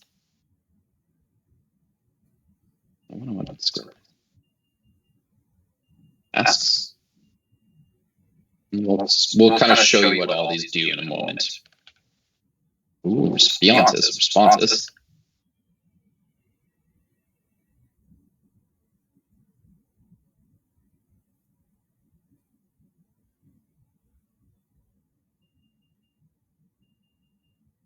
Let's fill it in really quick here first. Description, we'll do the same thing. A list of tasks. Okay. So this is and you should be able to find this in documentation online as well if you look up the package we're using here, which is the Swagger JS doc. But essentially what's happening is, like I said, we're tagging this here at the very beginning is to let OpenAPI/Swagger know that this JS doc is meant for you. I reference the route that I've created, the HTTP request type, which is GET. Then I include a summary kind of the summary be kind of what does this do? This one's very simple right now because this really doesn't do too much at all. Tags would be specific tags associated to this that you want to identify as important. So here we're pretending we have like an object of tasks, right? Some sort of object here. This would be more relevant to tags if we had a more flushed out endpoint. And then responses. The responses are what we expect as the response from the request. 200, which you would have encountered in front end when working on the API request. 200 means A-OK. Things are good. This is what we expect to return. And then we just have a description for what would happen if 200 occurred, and that's just a list of tasks returned. Now, if this wasn't working correctly, we would also define how do we handle an error, right? So maybe something went wrong, then we have a different code and a different description of that, and so on. But for our purposes, we'll just keep it simple with this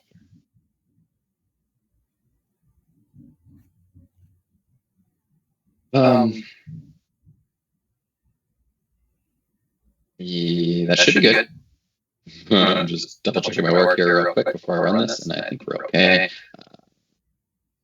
So now what I'm going to do, npm install, npm start. Okay, that's good. No errors were thrown. That means I didn't typo too hard if I did somewhere. So I started up the application. Now let's see how this is looking here. I'm just going to quickly go to one of those tabs where I was referencing this before. And I already forget what I call this. Hold on a second. API docs. Okay.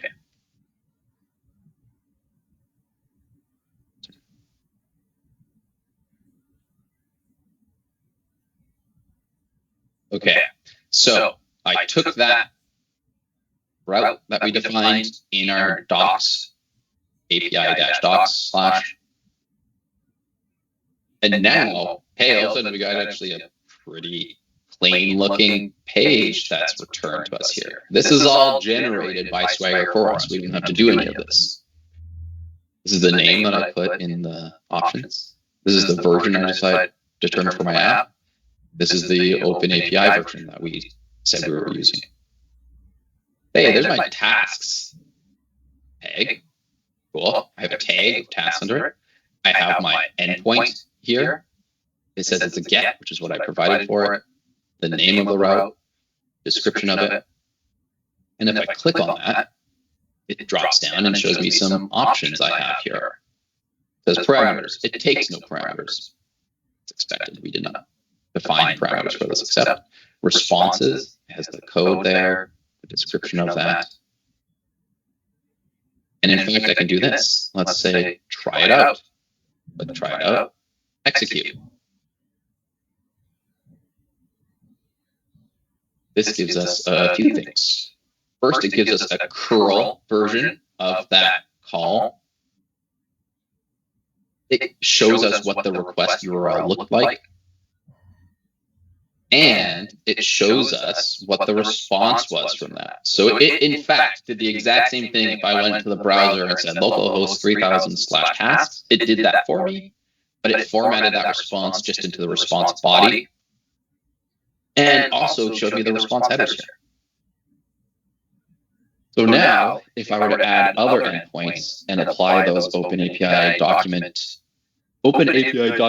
above that as well, would, excuse me, show up in here as well, whether it be under the tag tasks or I provided a different tag, that would all be located within this documentation here.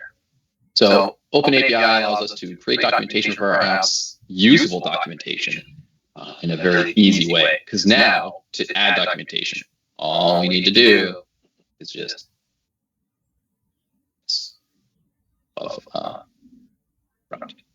makes things easy peasy documentation and makes it look pretty decent for us too.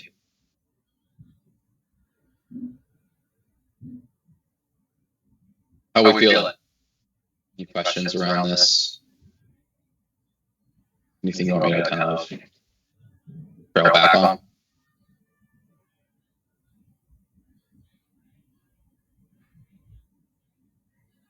How specific does the indentation need to be? Well, let's find out. What happens if I were to do this? I just save this. I ended it. npm start. I refresh this page. Womp womp. That'll work. Indentation is fairly important here. It doesn't know how to handle this now. I'm just gonna say this again. The indentation that I did was, well, after each colon here, I've spaced one space of indentation. Colon, space. If it's on the same line, the value for that colon, you don't need to space the next line afterwards. Like these here. But because I'm dropping to a new line, I then include a space.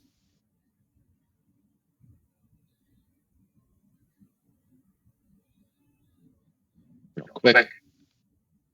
Page, and now everything works. So the indentation is very critical. It's very likely that there is an extension in VS Code you could probably get that will manage that for you to a degree. I honestly can't think of one off the top of my head, but that does not mean that there is. You can try and find one. Swagger.js docs extension here. Let's do that.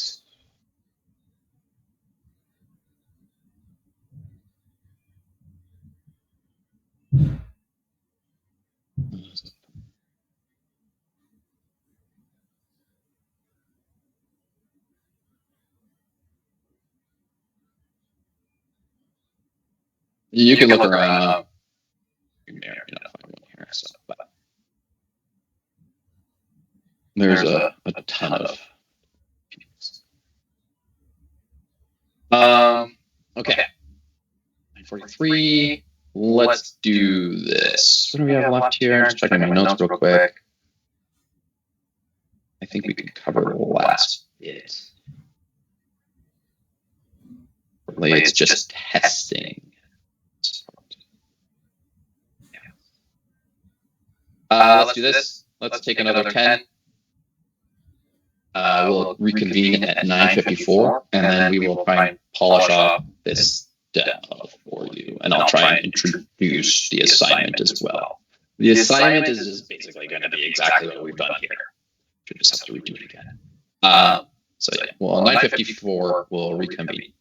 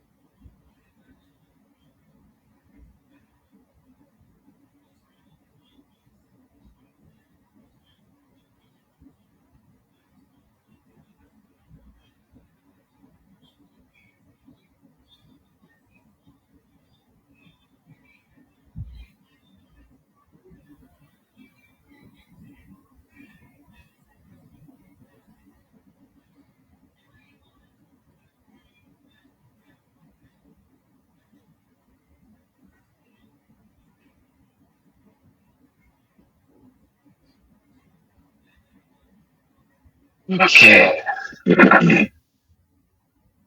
So that was documentation. Let's now start taking a look at testing in this environment. So you will partially be familiar with Jest, obviously, since we used it last semester.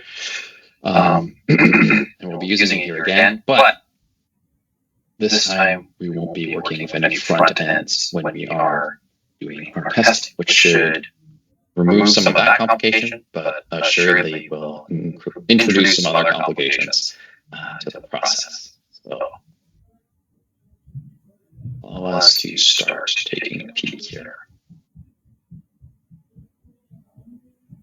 Yeah. So let's start with adding our packages to do our testing. So npm install Jest. We need to let Jest know that we're going to be doing TypeScript in our tests. So that's where I do ts-jest, base Jest. I'm just going to include types Jest. And I'm going to also include something called super test, which we had used previously as well. We're going to do types super test. And testing is really only dev side. We don't want to throw that onto our servers necessarily, so it's developed. And let me add that command to the chat here as well.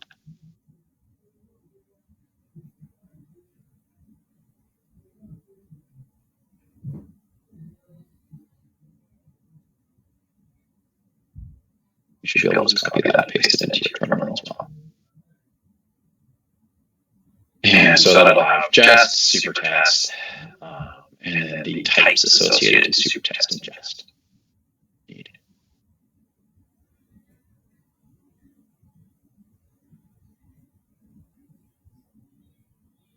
And then at the root level of our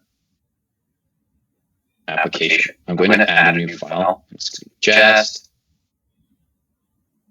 fig.js. This one is a JavaScript file.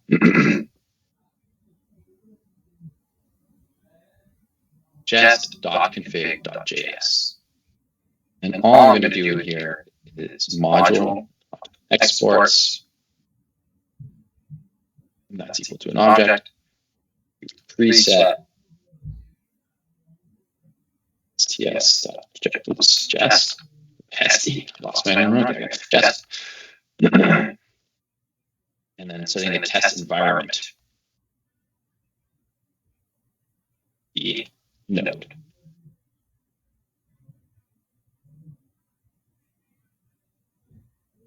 So the preset, excuse me, uses the ts-jest preset to handle TypeScript files in Jest. And setting the test environment to node just literally says this test environment is going to be completed within Node.js, just to be extra sure. That's all we're going to do in this file. And this is just a configuration for our tests. It's in JS essentially because it doesn't know it's working with TypeScript until you tell it it's working with TypeScript. So hence that.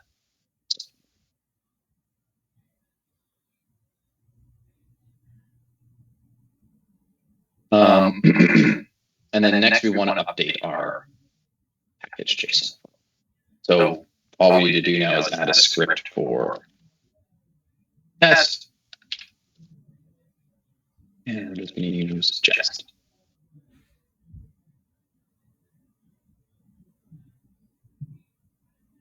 Just added test.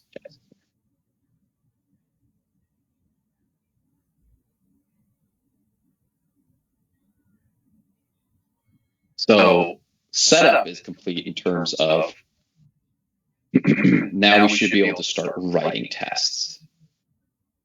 And for that, I do need to add a new directory at the root level.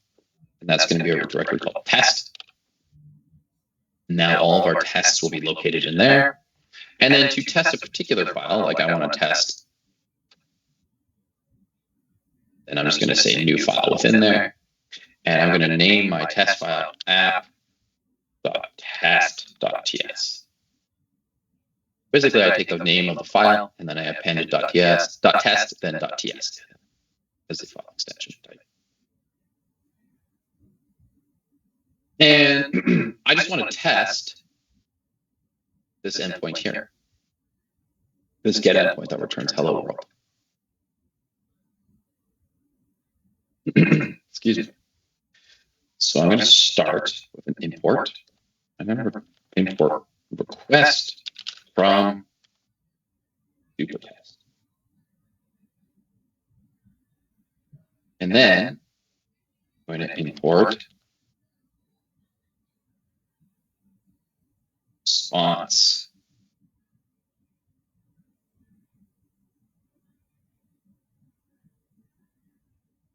And this is another way that you can import the types. So previously, I've shown you how we can just do that, where I can do the actual functions or the objects and then the types all in one go, or you can do it in two separate import statements. Either is fine.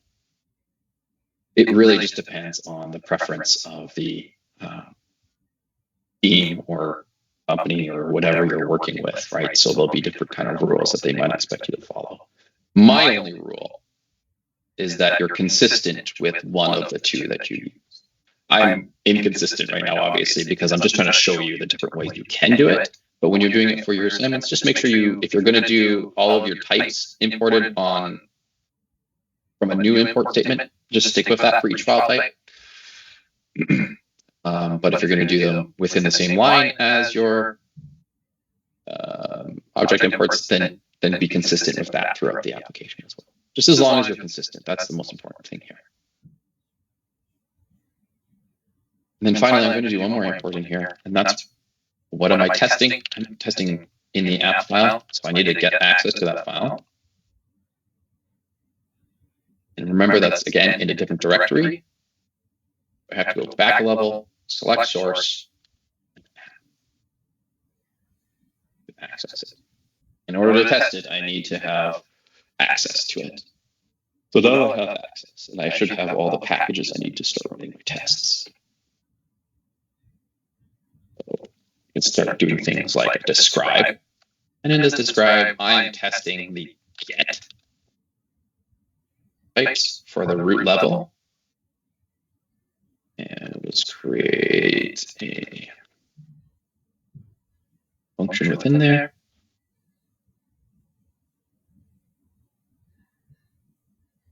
So this is just a container for some tests in here, where I can group them. So maybe for the describe get, I would have for the default route. So it's get is a type, and then this is the actual route I have. And then I could have different tests for positives and negatives. So happy path and sad path, so to speak, when things work and they don't work.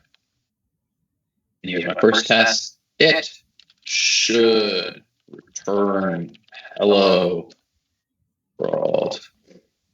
I think I did. What was it? Let me just double check. Hello world exclamation point. Okay. Right, so it should return hello world. One thing that I'm doing here is I'm defining this as async.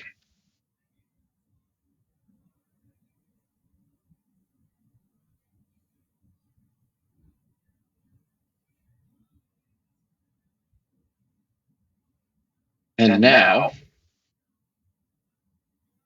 I want to use this request from supertest. Essentially what's going on here is instead of running this as an express application itself in the test, I'm going to use supertest to stand in for express. So I don't create a server for my testing purposes, right? If I ran express in here and basically used server, I need to run server to start up this server so I could then, test this. But I don't want to run a server in my tests. I just want to test the code. So I am bringing in supertest to replace that.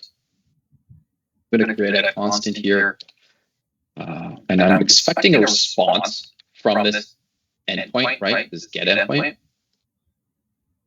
And I'm gonna, because I'm filling in with a super test response, that's the type I'm gonna get from it.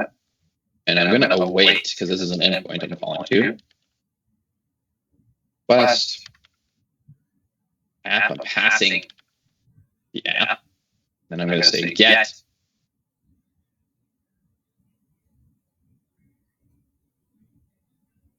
So basically, here I'm using the super test request to fill in for Express, and within that super test environment, use the get HTTP request type for the root URL I'm testing here. So I would hope that this should be the same as going into the browser and saying localhost 3000 slash, then that's it, just slash. And that should then have a value somewhere inside of it that says hello world. And if we quickly, I'm just going to hop into here. If this works correctly, there should also be a status code of 200, right? So in, for example, this one where we documented, the response should be a 200 code and it should have some sort of value associated to it. So we're going to use an expect. And then we're going to go response, status, to be 200, because that's what I'd expect from a successful one, as the default value. And we're going to do another expect response dot text. This is like the text value that it's returning to be hello world. That's the text that we respond with from that endpoint. We don't explicitly state, so I'm just going to hop back here. We don't explicitly state the status code of 200 here.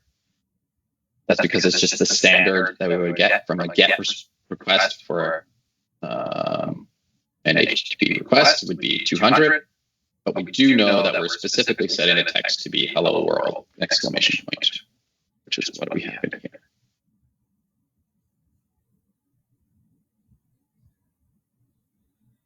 Nothing terribly different than what we had done before. Let's just see what happens if I run an npm test.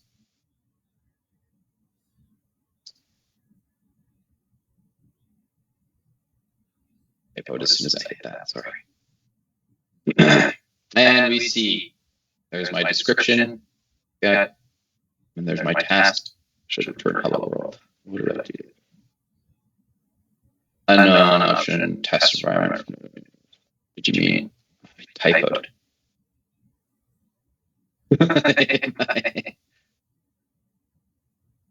Test environment.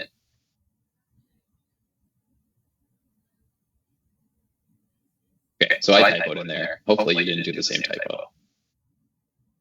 But fixing that should resolve that message.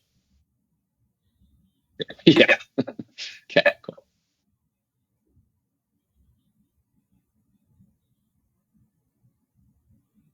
Hopefully not too intimidating to start with. So all we do is, right now, at least for this module, we're just going to import supertest into our tests.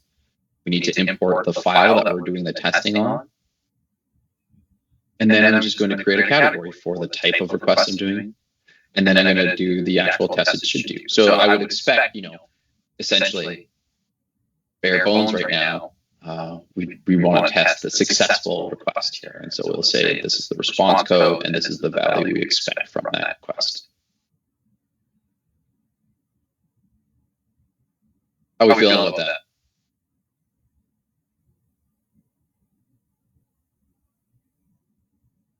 Okay. All right. Okay. Let's see here.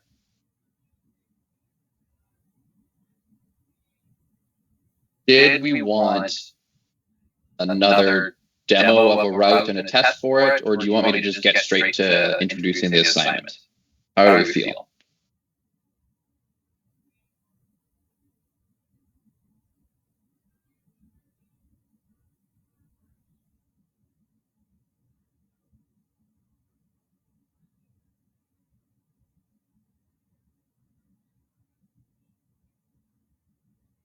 Sure. When I share with you guys the finished version of this, I'll include an extra couple or maybe another example in there just for you to reference. So you'll have that. But then I'll just show you the assignment right now for simplicity.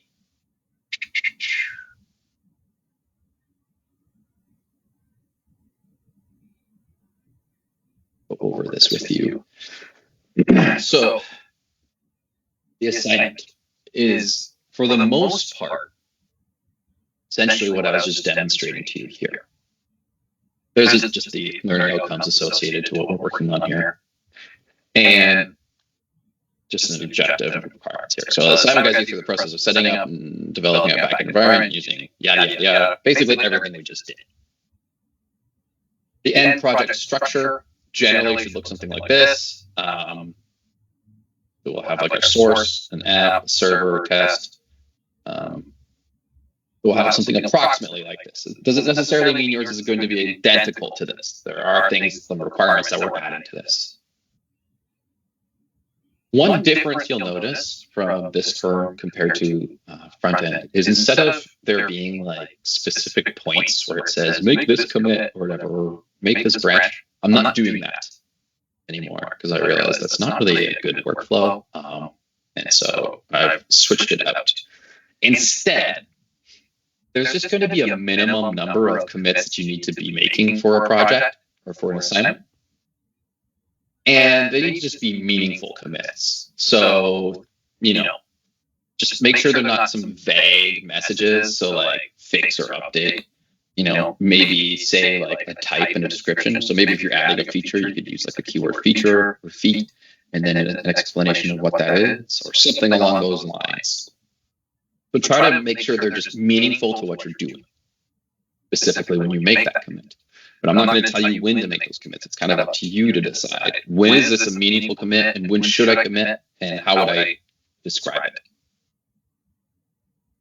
Each assignment asks you to start off by doing what we did for the onboarding, and that's using the template. So use that template we have, run the provided exe, or run the manual steps as is described in the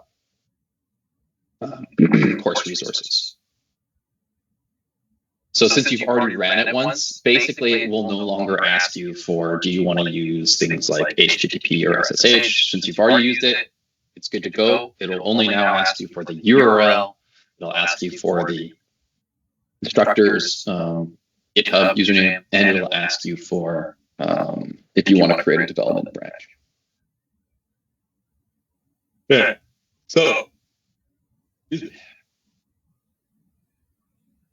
you'll follow through kind of the instructions here. And so just basically, it's like I said, stuff we were working on in this demonstration.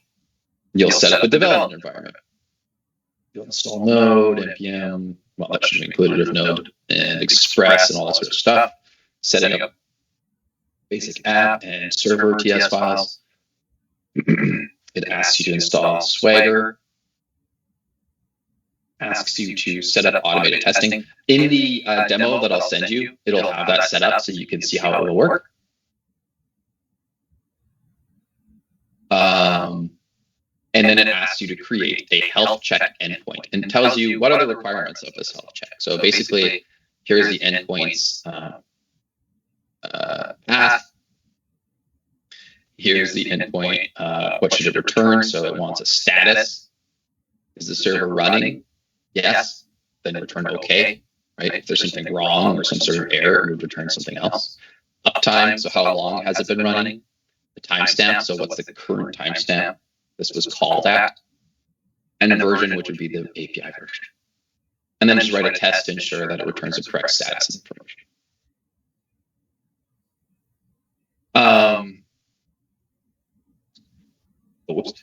So the testing setup, sorry, is just installing Jest and getting your test environment going. And then I'll ask you to create a GitHub action that basically will run your tests when you go to make a pull request. And the notes for this will have an example of it. As well, the demo I'll share with you afterwards. Where things deviate specifically from the demo is this, consider this like a practice session for TypeScript. So this is where you're going to be getting your feet wet, so to speak, with writing code in TypeScript. So there's some buggy implementation of a function that calculates the performance of financial portfolio, yada, yada, yada. Essentially, you have this code here that's provided to you. Oops. Need to fix that typo. So you'll take this and you'll fix it so that it identifies any logical or TypeScript-related issues, that it allows different inputs of these types. You'll have to define an interface to represent the function's output. So right now, it doesn't do that. And your solution should not include any if statements. So that's kind of the challenge behind it as well.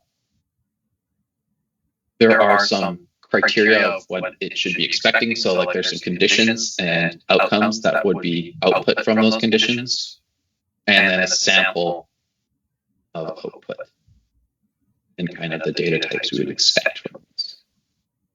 You'll then need to test that code that you've written. I don't tell you specifically the scenarios. That's kind of up to you to kind of figure what is important, what should I test. But it should cover various scenarios, including cases of both profit and loss. And even if we just look at this performance summary criteria, it has things like conditions where we see, this is very small on my screen right now, but you could zoom this in. Right, so if we have positive percentiles, we have different outcomes. If we have negative percentiles, we have these outcomes here.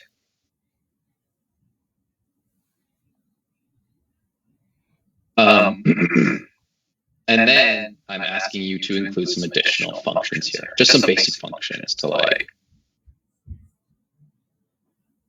for example, function 1, find a largest holding. So in a portfolio, you might want to know which of your investments, such as stocks, bonds, or assets, is worth the most. This function helps you identify the largest holding. So these are somewhat vague, but generally we have these investments that we're tracking here, and we just want to find like the one that has the largest value. Okay, so we have values associated. So you'll play around with these. You'll try to recreate what's being requested in this text here, and then you'll test those. So you'll notice there is no notifications to be mid here, do this, right? So there's just like a reminder, right? Mid every once in a while. One thing, oh, do I mention that up above? Oh,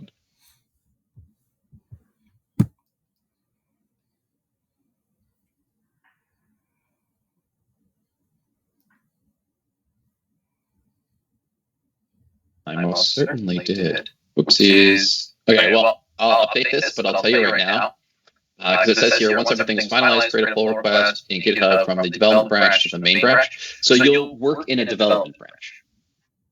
And then your submission is a pull request from your development branch to your main branch. I'll add some instruction to this today, just so that that's clear to you. There's just a list of deliverables there. And then here is the evaluation rubric. Things I'll be looking for are project structure and setup. Did we follow kind of how things were done in the demo? Code quality and standards. That's going to be things like when that review dog runs, does it run into any sort of issues? If there are issues, then that will kind of apply to.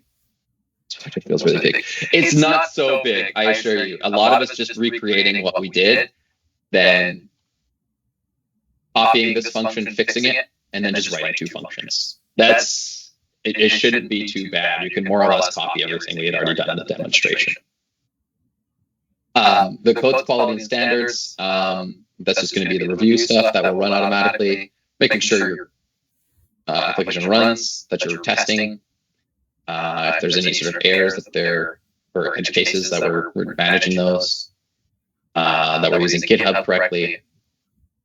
Now, where things are different in this course are, we fork the demo for a good start on this. Absolutely not.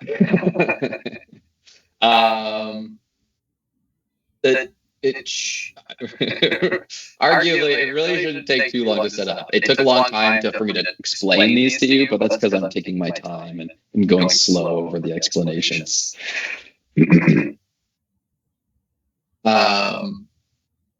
So instead of having those like review things that people would fill out, this does this or this does that, I found that most of the time people were just using like AI to generate those or putting in some very vague answers, which really wasn't helpful for me or you.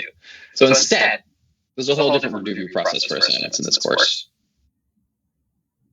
You need to do a debugging analysis. So you're going to set up a debugger in VS Code, and there are instructions here on how you can do that.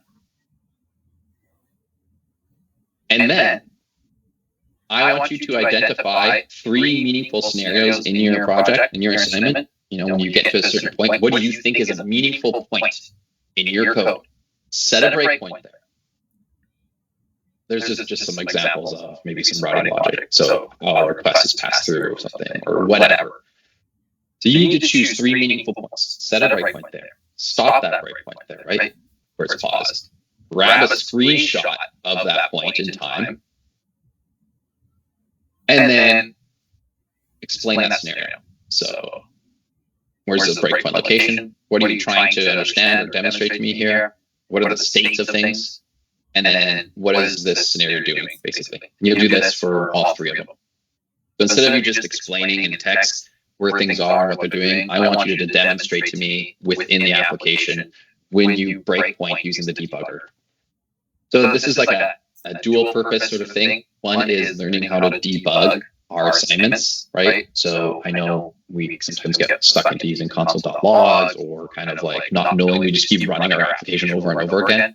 Being able to debug your code is like one of the core skills that a software developer needs to succeed. So basically, you'll find some breakpoints that you want, 3 of them. You'll explain the relevance of those in a debugging.md document, and then you'll just include the images that you've taken in your repository. There is one last item here, and that is the engagement points. There are work periods or work sessions for each module. Attending those is part of your mark, and attending and demonstrating that you did your work on the assignment during that. So part of your grade for this is just coming to one of those work sessions and using that time. For better or worse, frankly, students are really bad at making use of those, and then they end up doing assignments last minute, worrying that there's so much work to do in such a short period of time. Meanwhile, they've had a lot of time to do it in. Trust me, I know I was bad at that myself as a student. So this is a way to incentivize it or maybe enforce it. If you want to think about it. So it's called engagement points, and basically that just means those work sessions are not just there as time off, they're there to actively work on these things. You will have lots of time to work on your assignment. And you'll see, looking at the grade points here, how this all breaks down, that review and reflection, so you'll still have an in-person review with me. If I can't meet with everybody during the class period, what I will do is I will go on your pull request and I will do a code review on there as your feedback. So that's how you'll get feedback from me if I can't meet with you. I suspect for each assignment, I will not be able to meet with each person face to face just due to time and number constraints. So I will try to meet rotating with you guys. Like one assignment you'll meet with me, maybe the next you won't, depending on how many I can meet with during a code review session. If I can't meet with you in person, you'll get your GitHub code review from me. But the code review and the engagement, that means coming to work sessions, are worth 43% of your assignment grade. So just demonstrating what you know and coming and working on your stuff is a huge portion of your grade in this course. The assignment I'm going to set as a due date for the 19th at like 11:59. So you'll have almost 2 weeks to work on this. You will have lots of time. Hopefully that is somewhat alleviating for you, Dante, in that, yes, it does seem a little intimidating, especially for a first assignment, but you will have almost 2 weeks to do this. And that will be the case for most of the assignments. You'll have about 2 weeks to do them. Monday's class, we're going to do the first coding challenge, which will hopefully alleviate some of the fears around this as well, because it'll give you a little bit of practice working on things. But I'll cover the coding challenge on Monday at the beginning of the class when we need to get to it. So, with that said, anything you'd like me to, what would you like me to provide some clarity on in regards to the assignment?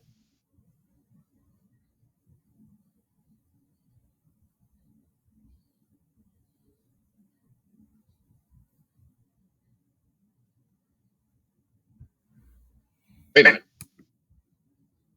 Yeah. For submitting the assignment, is it just the file? Don't need like the link to our link to the GitHub. For your submission, good call. I skipped that. You'll submit a link to your repository for me, even if you, by default, I'll already be added to it when you use the executable file. But add a link to that as well in the submission, and also just for backup's sake, a zip copy of your